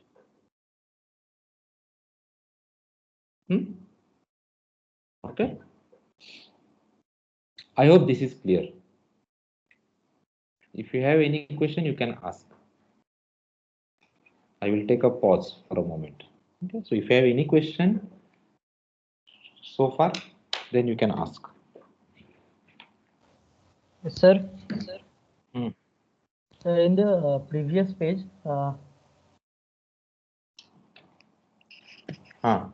we had a term, the last term that we had a term A mu. Which term? Yeah, in the previous page. So just a minute.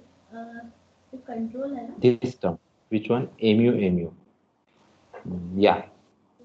The yes, sir. Here. Yes. Okay. So why we are neglecting that term? No, I am not thinking that will cancel out, right? So when I do this this thing, okay, that term is real and that will cancel out. Sir, here this term will cancel out, but in my Klein-Gordon operator, that term will be... Okay. This term should be there. Yeah. Sorry. Yeah. Thank you. So this term I should insert. Okay. Yeah. You are correct. So I should insert this minus E by CH square mu. Correct. You are correct. So ux is minus E by CH square mu. Yeah, you are correct. But while calculating this current, this term will cancel out. Yes. Any other question?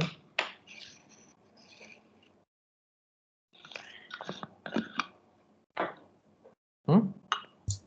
Sir, the charge density of a single particle, how it is defined? How it is defined? Charge density. You think you have done to now you are doing second course on electrodynamics. How you think? Like you have point particle and it's moving. Then what will be the charge density? Suppose if it has position, if it is at position x, then how you define the charge density? If it carries charge q, then it will be multiplied by delta function, right? This will be your rho x. If it is so, x prime is not required. So this is the charge density, right? So that if you integrate over space, you will get q. Charge density of a single particle. So if you integrate over entire space, you will get just this will give me 1, this will give me q. So this is the charge density for a single particle.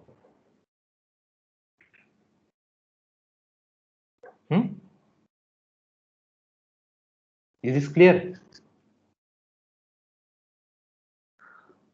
Yes, sir. But this should be, I mean, it's okay, but you should, you are doing the second course on electrodynamics. Okay, you should know this. Okay, otherwise you will face problem in CSIR or whatever the entrance examinations.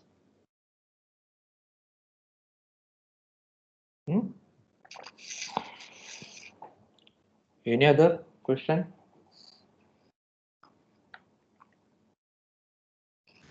Yes, sir. Sir, well, instead of the Schrodinger equation, we just derived the Klein-Gordon equation, which is for the relativistic limits of the particle. So, sir, does it make any sense to use the KG equation to solve for some like harmonic oscillator problem in quantum or anything? Yes, it makes sense. It makes sense, but only thing is that you see now the way we brought these potentials, okay, how we brought these potentials, electromagnetic potential through minimal coupling, right? Correct. Okay. Now one can think of introducing the harmonic interactions or even in fact the hydrogen atom. That is I am going to give as a lab exercise in the next semester. One can solve, or I will at least set up the equation now and then I will give the full exercise in the next semester. What you can do, you can set this in this you can set vector potential A to 0. Okay, and suppose my scalar potential A0 is say x square. It can happen, right? That means you have taken the harmonic oscillator interaction. I will set this A vector potential to 0. I can find a frame. Okay, I can find a frame, Lorentz frame, in which the vector potential is 0. And I will consider the A0 to be x square, proportional to vector x square. That will certainly lead to harmonic interaction, right? Now instead of x square, suppose if I put 1 over r, okay, then I will be discussing the central force problem, pionic atom. That I am going to do now. So one way to take into account these interactions is through minimal coupling. That means I am introducing the 4 vector potentials, okay, and I am coupling with the Klein-Gordon equation through minimal coupling. That means replacing P mu by P mu minus E by C mu. Okay. Although the harmonic interactions, okay, may not require this charge, one can set this simply charge to be 1 in that case. You don't require this charge, but let us put the charge to some constant. Okay. One can introduce those harmonic oscillator through this minimal coupling. the principle of minimal coupling. Another way to introduce the interaction is to replace this. Okay, so let me write. In fact, that is the point which I was planning to discuss today, but I don't know. So you have the Klein-Gordon equation, free Klein-Gordon equation.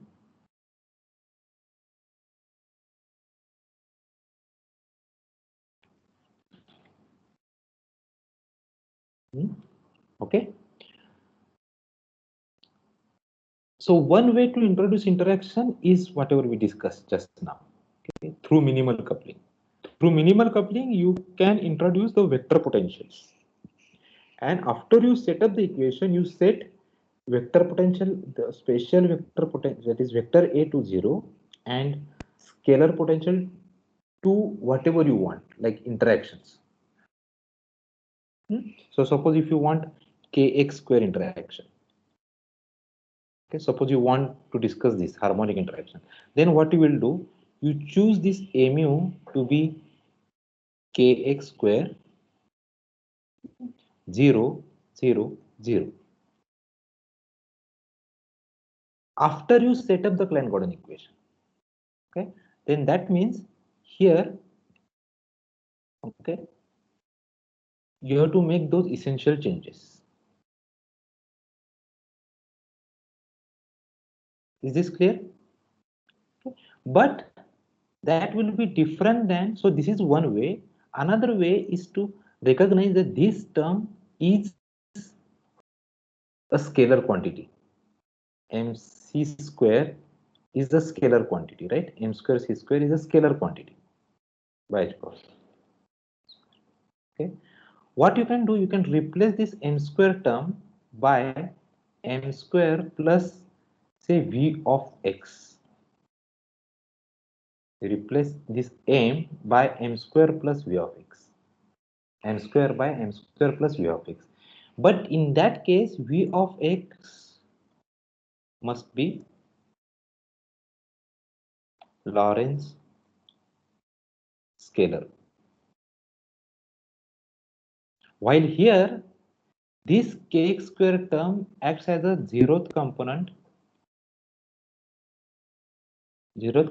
of 4 vector, of a 4 vector. Two are different. So you get two different ways, inequivalent ways to introduce the interactions. Is this clear? Yes, sir. Yes. So this if you want to introduce the interaction through this, then this Vx must be Lorentz scalar. But if you want to introduce through this, then this interaction may serve as zeroth component of 4 vector. Two are different. So under Lorentz transformation, this will change. Okay. While here there is no change. So either you introduce this or you introduce through this. The two are different ways to introduce the interaction. Okay. So in fact, we are going to do these kind of things. Okay. So now that we have the Klein-Gordon equation in the presence of electromagnetic field, let us see what it leads to for a special cases.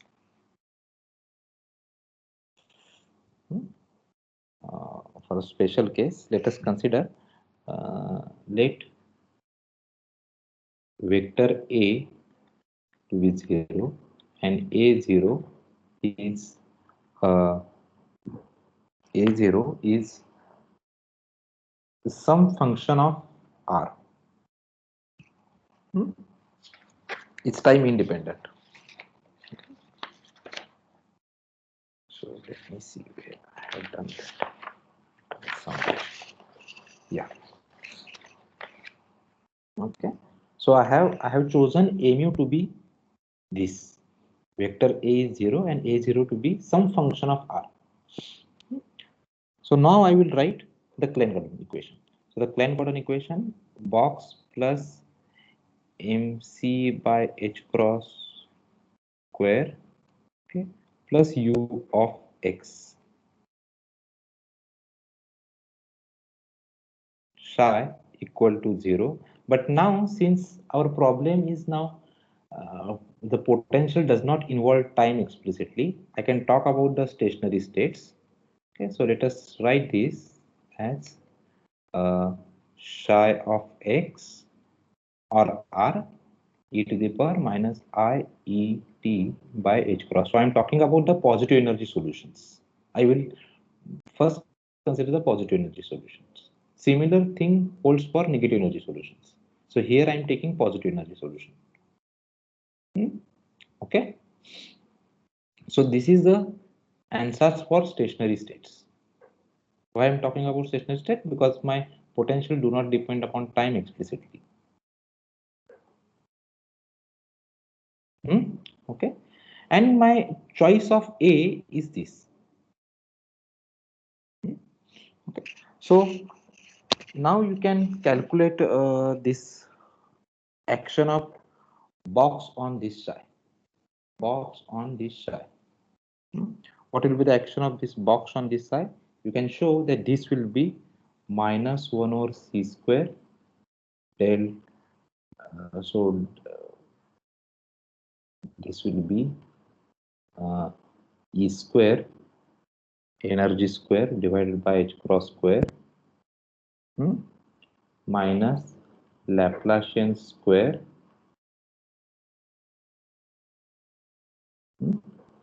and it will be psi of x e to the power minus I e t by h cross.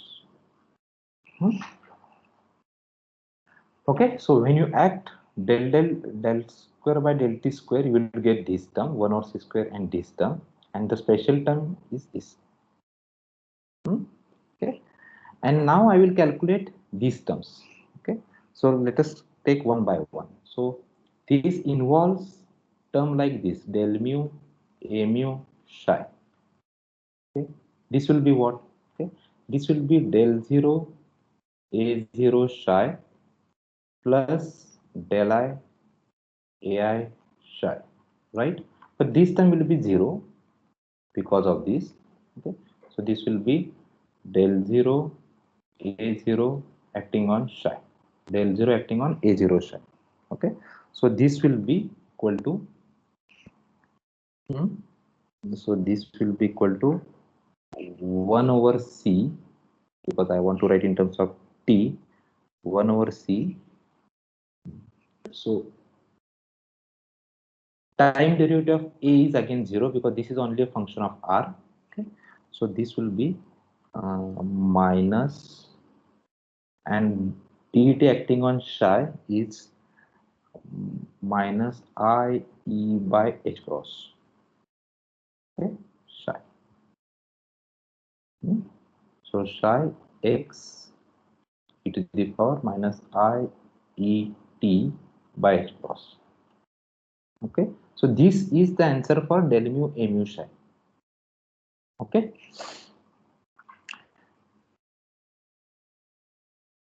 Good. Okay, then you will have term like this a mu del mu psi. So this will be a0 del 0 psi. So this is same as before, minus I e divided by c h cross. I have not written here. This a0 term should come somewhere, right? So this a0 should, so v of r is there. So minus I e divided by ch cross v of r psi vector x e to the power minus I e t by h cross. Okay, that is a mu del mu psi. And you have a mu psi term like this. Okay, so this will be just v of r square psi.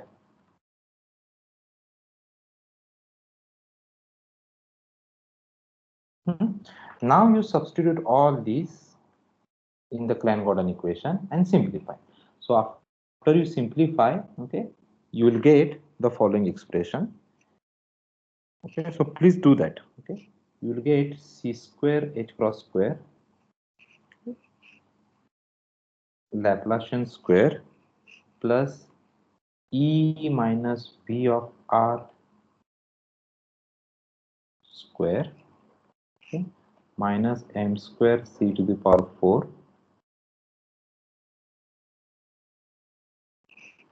psi of x equal to 0. Okay, so this is the simplification of this simplification you will get by substituting all these 4 terms in the Klein-Gordon equation. Okay, here. Okay, so you have to do some algebra. So this is what? This is like the Klein-Gordon equation in central force field. Why central force field? Because we have assumed this A0 to be V of R. Okay, mod of vector R or vector X, whatever. Okay, is central force field. Okay, so this is Klein-Gordon equation in central force field. Now one can solve this equation. How to solve this equation? That is the different headache. Okay. So after you solve this equation, what you will get? You will get suppose you think of following physical system. You have a pionic atom, that is pi plus pi minus. You have spin 0 system. So these pions are having spin 0. Okay, so you have 3 pions. Okay, pi plus pi minus and pi plus pi minus and pi 0. Okay, so this will have positive charge, this will have negative charge, and this will have 0 charge. All 3 have spin 0. Okay, so you consider pi plus pi minus system, bound system, bound state of pi plus pi minus. Like you consider bound state of P E, proton electron, that is your hydrogen atom. Okay, so you'll get here pionic atom.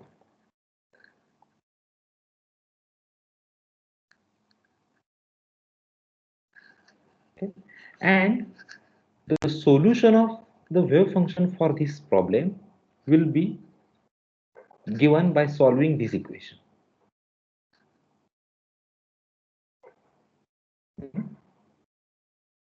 So you will get the similar spectra as in the case of hydrogen atom, but you will get the relativistic corrections now. Okay, in fact you will get this fine structure term. But this you will be studying in the next semester in the lab exercise, as a lab exercise of next semester.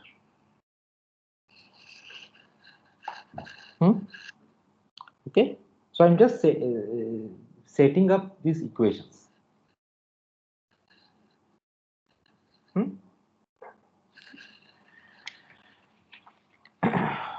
One can discuss now the, okay, as we discussed before. Okay, one can discuss the non-relativistic limit of the non-relativistic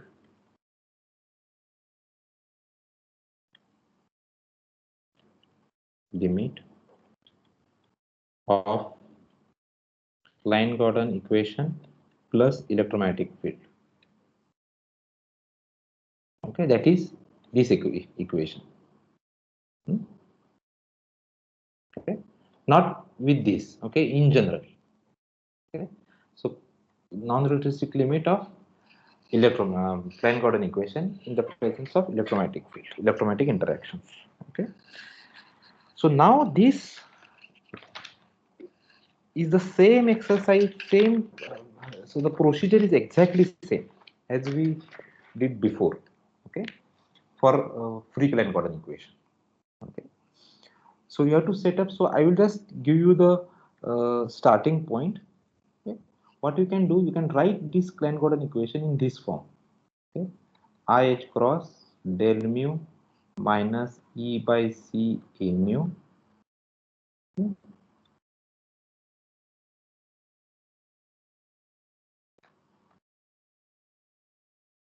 You go back to our Klein-Gordon equation and write it in this form. So this will be suitable.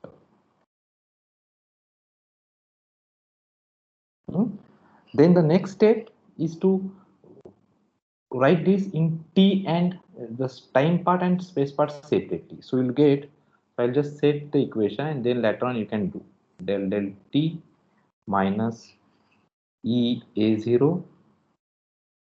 This will come as a square, okay, equal to, acting on psi,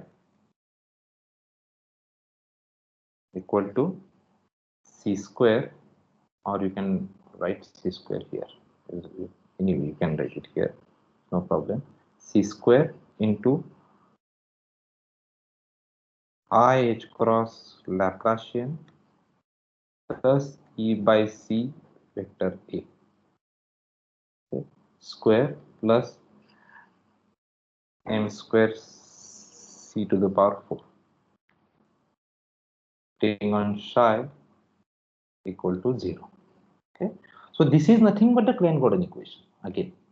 Okay, now you again write this psi as pi tx and e to the power minus I m c square t by h cross.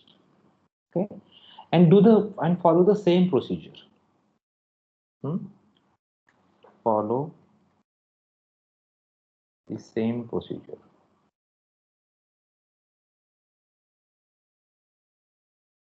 as in the case of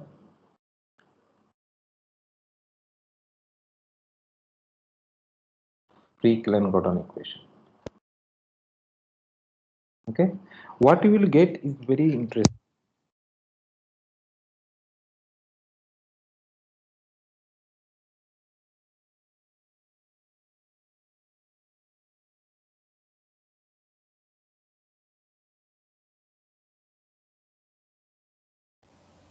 Sir, you are not audible.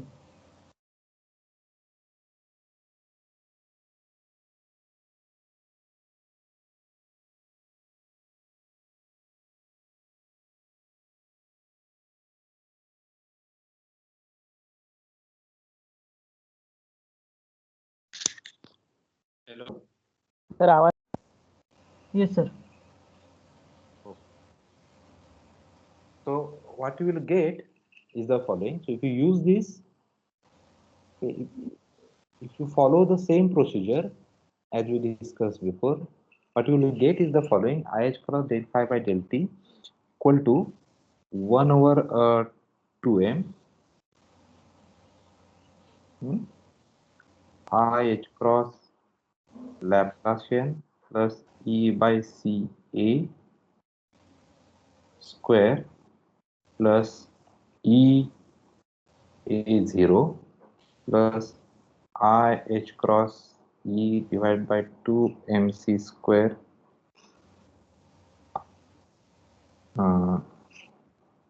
del A0 by del T.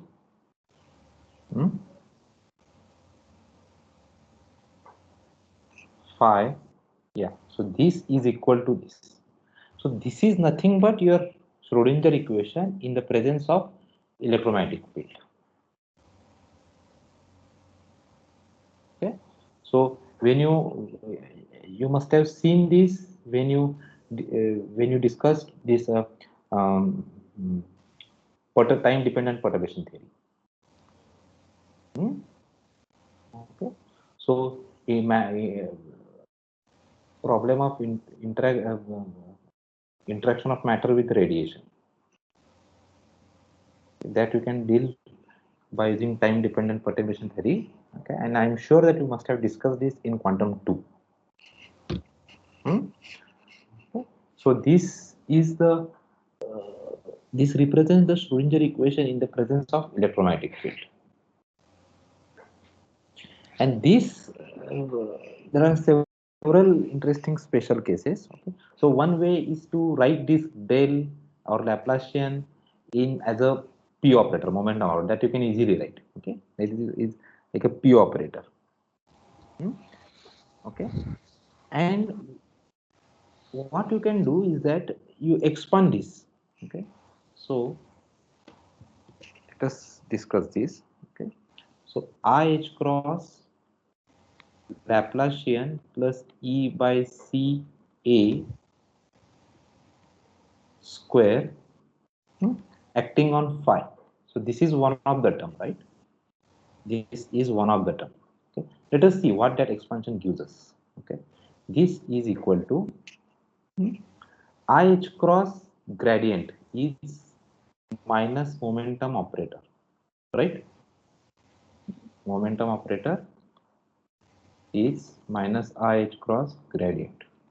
So gradient is this minus I h cross gradient is minus p. Okay, so minus p plus E by C vector A square acting on psi. So what terms I will get? Okay, square of this. So minus p minus p. Okay, so I will get momentum operator square. Okay, then I will get minus p and multiplying with this term. Okay, so what I will get?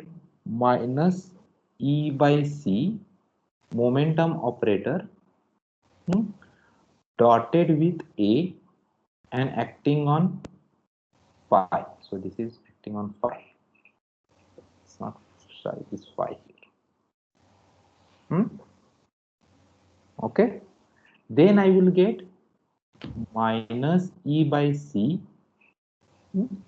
A dot momentum operator acting on phi.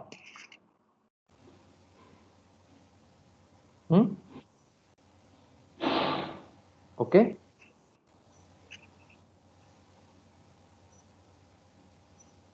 and at the end, so yeah, so please remember there are two terms.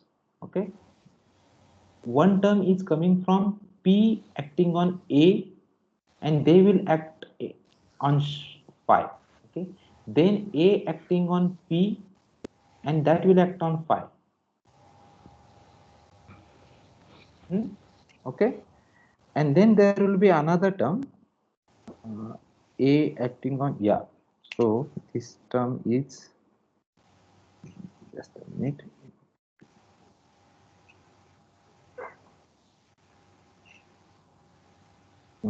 just a minute, there is one more term forgetting.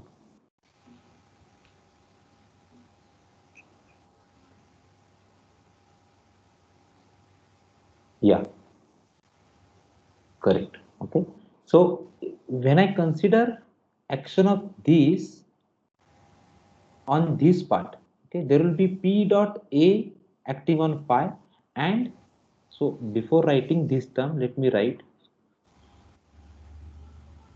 minus E by C A dot P will act on phi, right? Because see, you have P A, okay? So, and this will act on phi. So P phi, that is this term. P A phi, that is this term, okay? But P A phi will contain action of P operator on A multiplied by phi and A P acting on phi, that is this term. So this first term, when you, so P on A phi will give me two terms. Those are these two terms.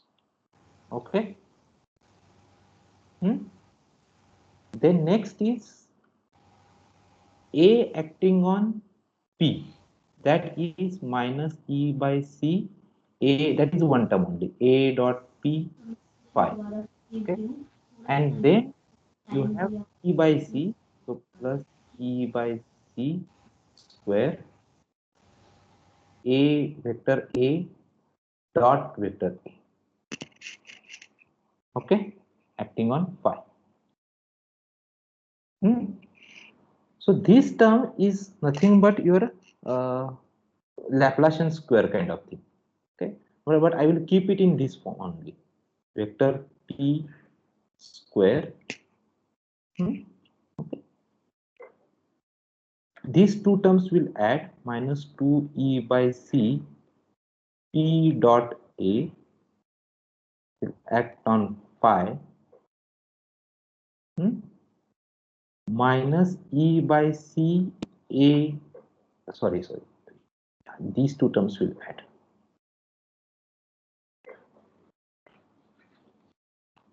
Okay, so P dot A acting on phi without this factor 2 and minus 2E by C, these two terms will add. A dot P acting on phi plus E by C square A square phi. Okay. Now P dot A. What is this P dot A? So P goes as Laplacian dotted with A, right? And this entire thing is multiplication to phi. It's not an operator anymore. Del dot A. Now you remember, if I fix the gauge where del dot A equal to 0. When I discussed electromagnetic field, I mentioned briefly about the gauges. Okay, so I can set this del dot A to 0. Okay, so in this gauge, this term will vanish. Okay, and A dot P and this will remain. So you have something like P square minus 2E by C A dot P plus E by C whole square A square acting on phi. This is in the non-relativistic limit.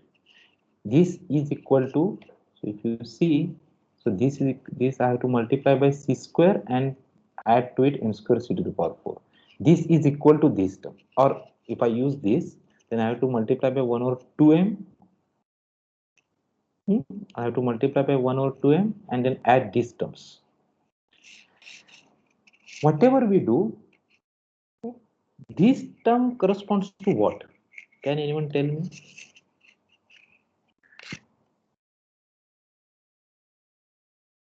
A dot P. Suppose if I choose, this is coming after I choose this condition. This term is corresponding to what?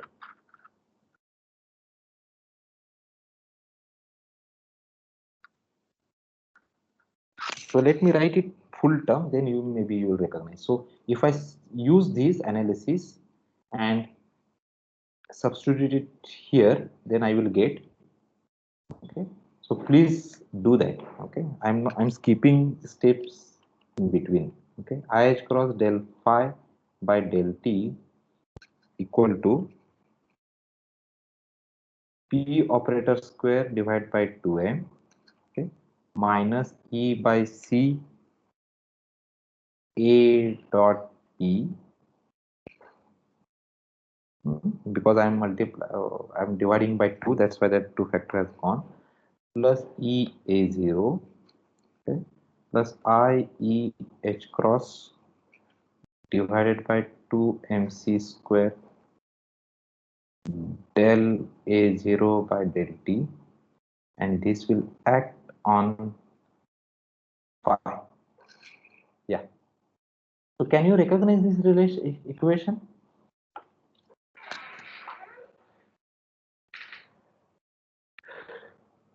So, okay, I will make a further simplification. Suppose if I set A0 to be 0, okay, so these two terms will go, okay, so I will get IH cross del phi by del T equal to H psi, where H now is equal to P square divided by 2m minus E by C A dot P. Now, can you recognize this? It looks like potential part. No, all are potential part. What do you mean by potential part? All are here these potentials, right? No, what system I'm talking about? When I'm doing this, I'm setting A0 equal to 0, right? Okay, and then there was this term. Somehow I'm not writing that. Okay, so that this term is also there, please. So this term is also there. So please insert here plus E by C H cross square, something is there. This A square is there. Okay. Okay, so E by C square. So H cross will go when I multiply by this H cross. So this H cross is not there. So E by C, please include that term. E by C square A square, where A square is vector A square. So this term is there in between. Okay. So see, this term, if you compare all these, this term is coming as E square. Okay.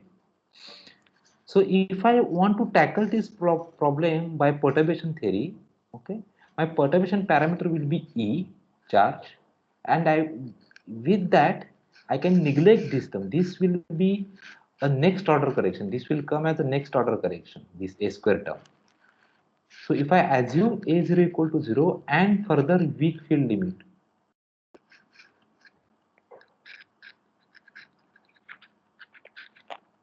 that means this A square is small, okay, then I can neglect this term.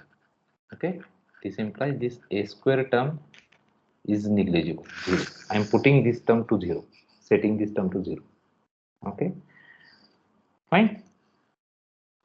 So I have a weak magnetic field. Okay, clear? So I have only electric field is 0 and I have weak magnetic field. In that case, this is my Hamiltonian. But what this term gives me? This term. Remember, we are working in the gauge where del dot A equal to 0.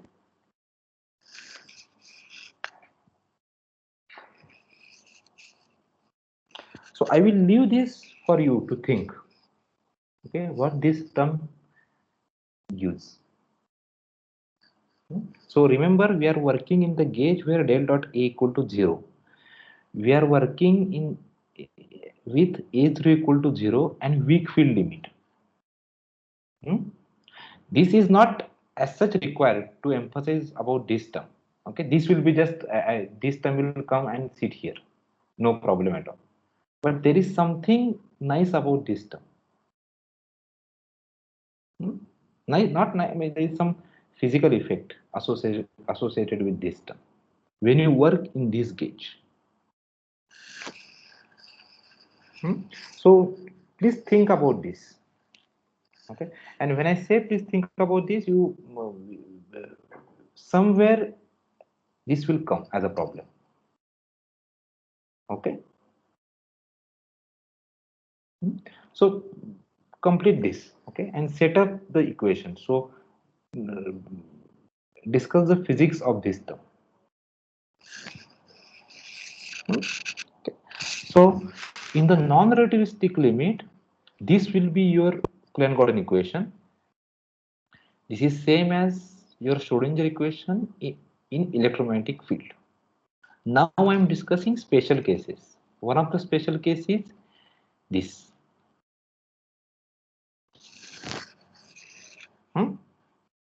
Okay, clear? So that's it. So I will stop today. So we have discussed a lot. So now we have finished the Klein-Gordon equation.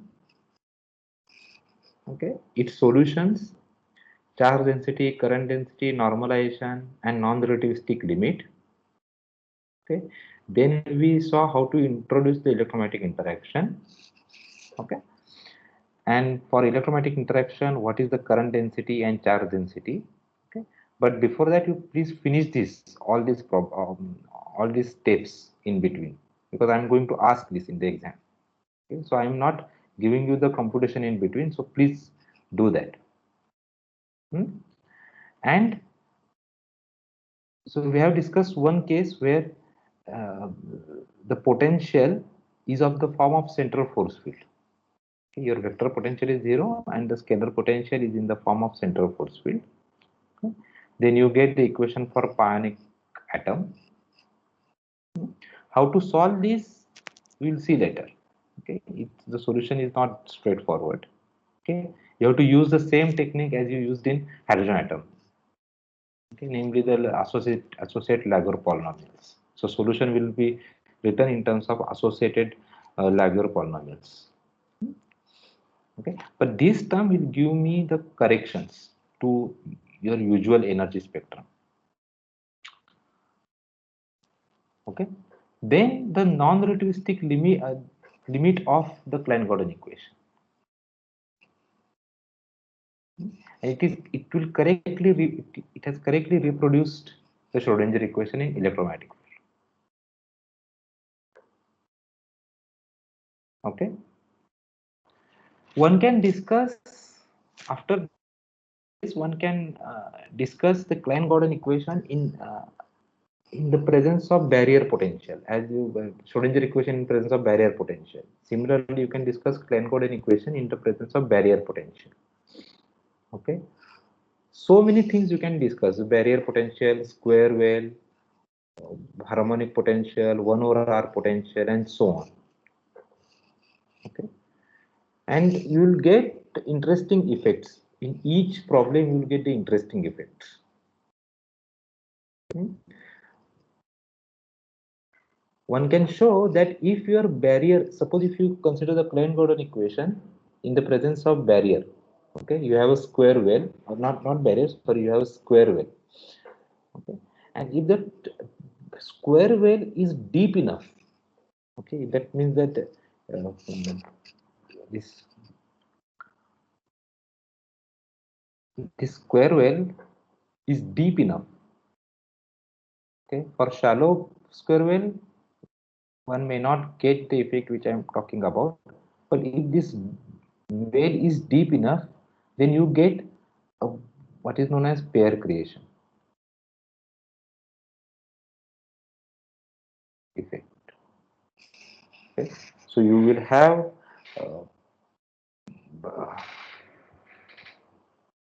I should not say electron positron, but certainly you will have pi plus pi minus kind of pair creation. Okay, remember this is not the electromagnetic thing, right? This is just a square well. Okay, and if you solve this Klein-Gordon equation for this system, okay, and if the depth of the well is deep enough, then you might get effect of pair creation. Same thing can happen if I choose here, if I choose this VFR as deep potential. Okay, if VFR is if you go for a smaller r, okay, this will how this behaves. This behaves as this, right? For VFR equal to say 1 over r. Okay, this will behave like this. But for this case, what is going to happen? There will be some angular momentum kind of thing, and this barrier will become. You must have seen that it will become like this. Okay, so if this part is deep enough, then again you will get the pair creation effect. Okay, so all this one can discuss. Okay, all this one can study in great detail. Okay, but our aim is not that. Okay, now my aim is to go to Dirac equation. Okay, and we will see how to bring the spin. till now there is no mention of spin. And in fact, you can, if you think about this term, you will get some answer why we want to discuss Dirac equation. So please think about this term. Okay. So if I see A dot P, what it gives you for this gauge. I will give you the hint also. Choose A equal to half B cross R. Okay, this choice will solve, it will give me del dot A equal to 0, and choose magnetic field dot dot and dot dot. Let us see what you think about you. Whatever you do, just mention your assumptions, okay, and give some physical meaning to this term. Okay. So one can discuss so many things with regard to Klein-Gordon equation, but I will skip that because we have other things to do. Okay. But definitely I will give you the central force problem in the next semester as your lab exercise. Okay. Okay, so I will stop here, and I will see. So the next class, I will take one class for doubts. Okay, so that in that class I'm not going to teach anything. So if you have any doubts or comments or whatever suggestions, whatever, you can give me. Okay, so I will post the timing, date and timing of next class. Okay, I may take one class where I am going to teach something, but I don't know whether I will teach. I'm not sure, but definitely I'm going to take one tutorial come session. That means you can ask whatever your doubts or questions, whatever, okay, in that class. I'm not going to teach in that class. Okay. Is this clear? Go on. What additional effect of KG equation we can see in quantum tunneling? What additional? What, can you repeat your question? What additional effect of KG equation can we can see in quantum tunneling? No, quantum see the in the quantum tunneling, that means you are considering this barrier, right? You have this particle, you will see a lot of effects. Okay, so there are a lot of things one can discuss. One is that if this barrier height is appreciable, okay, then you will see again this pair creation. So there will be a correction to your reflection coefficients, reflection and transmission coefficients. Okay, that correction is coming from what you can.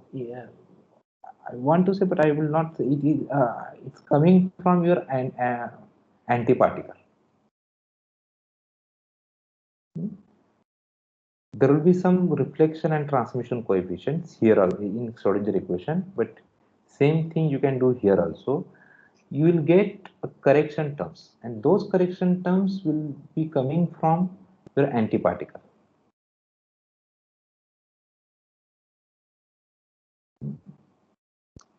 Okay, there will be a drastic change. You will see. If you want, you can study. It is given in the Gross. Okay, Franz Gross.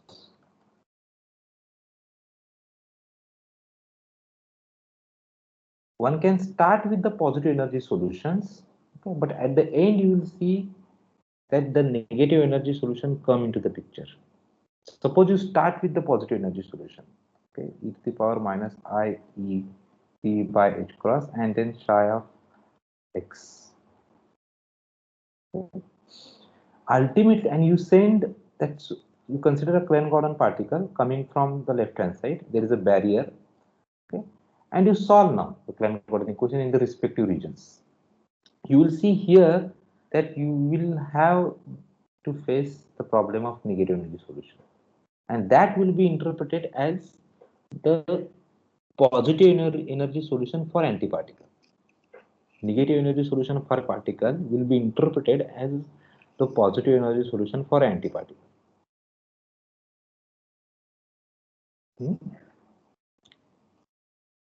Okay. There are other effects also, but it's very difficult to explain right now without writing, without setting the system, without setting up the system. So it's difficult to tell this.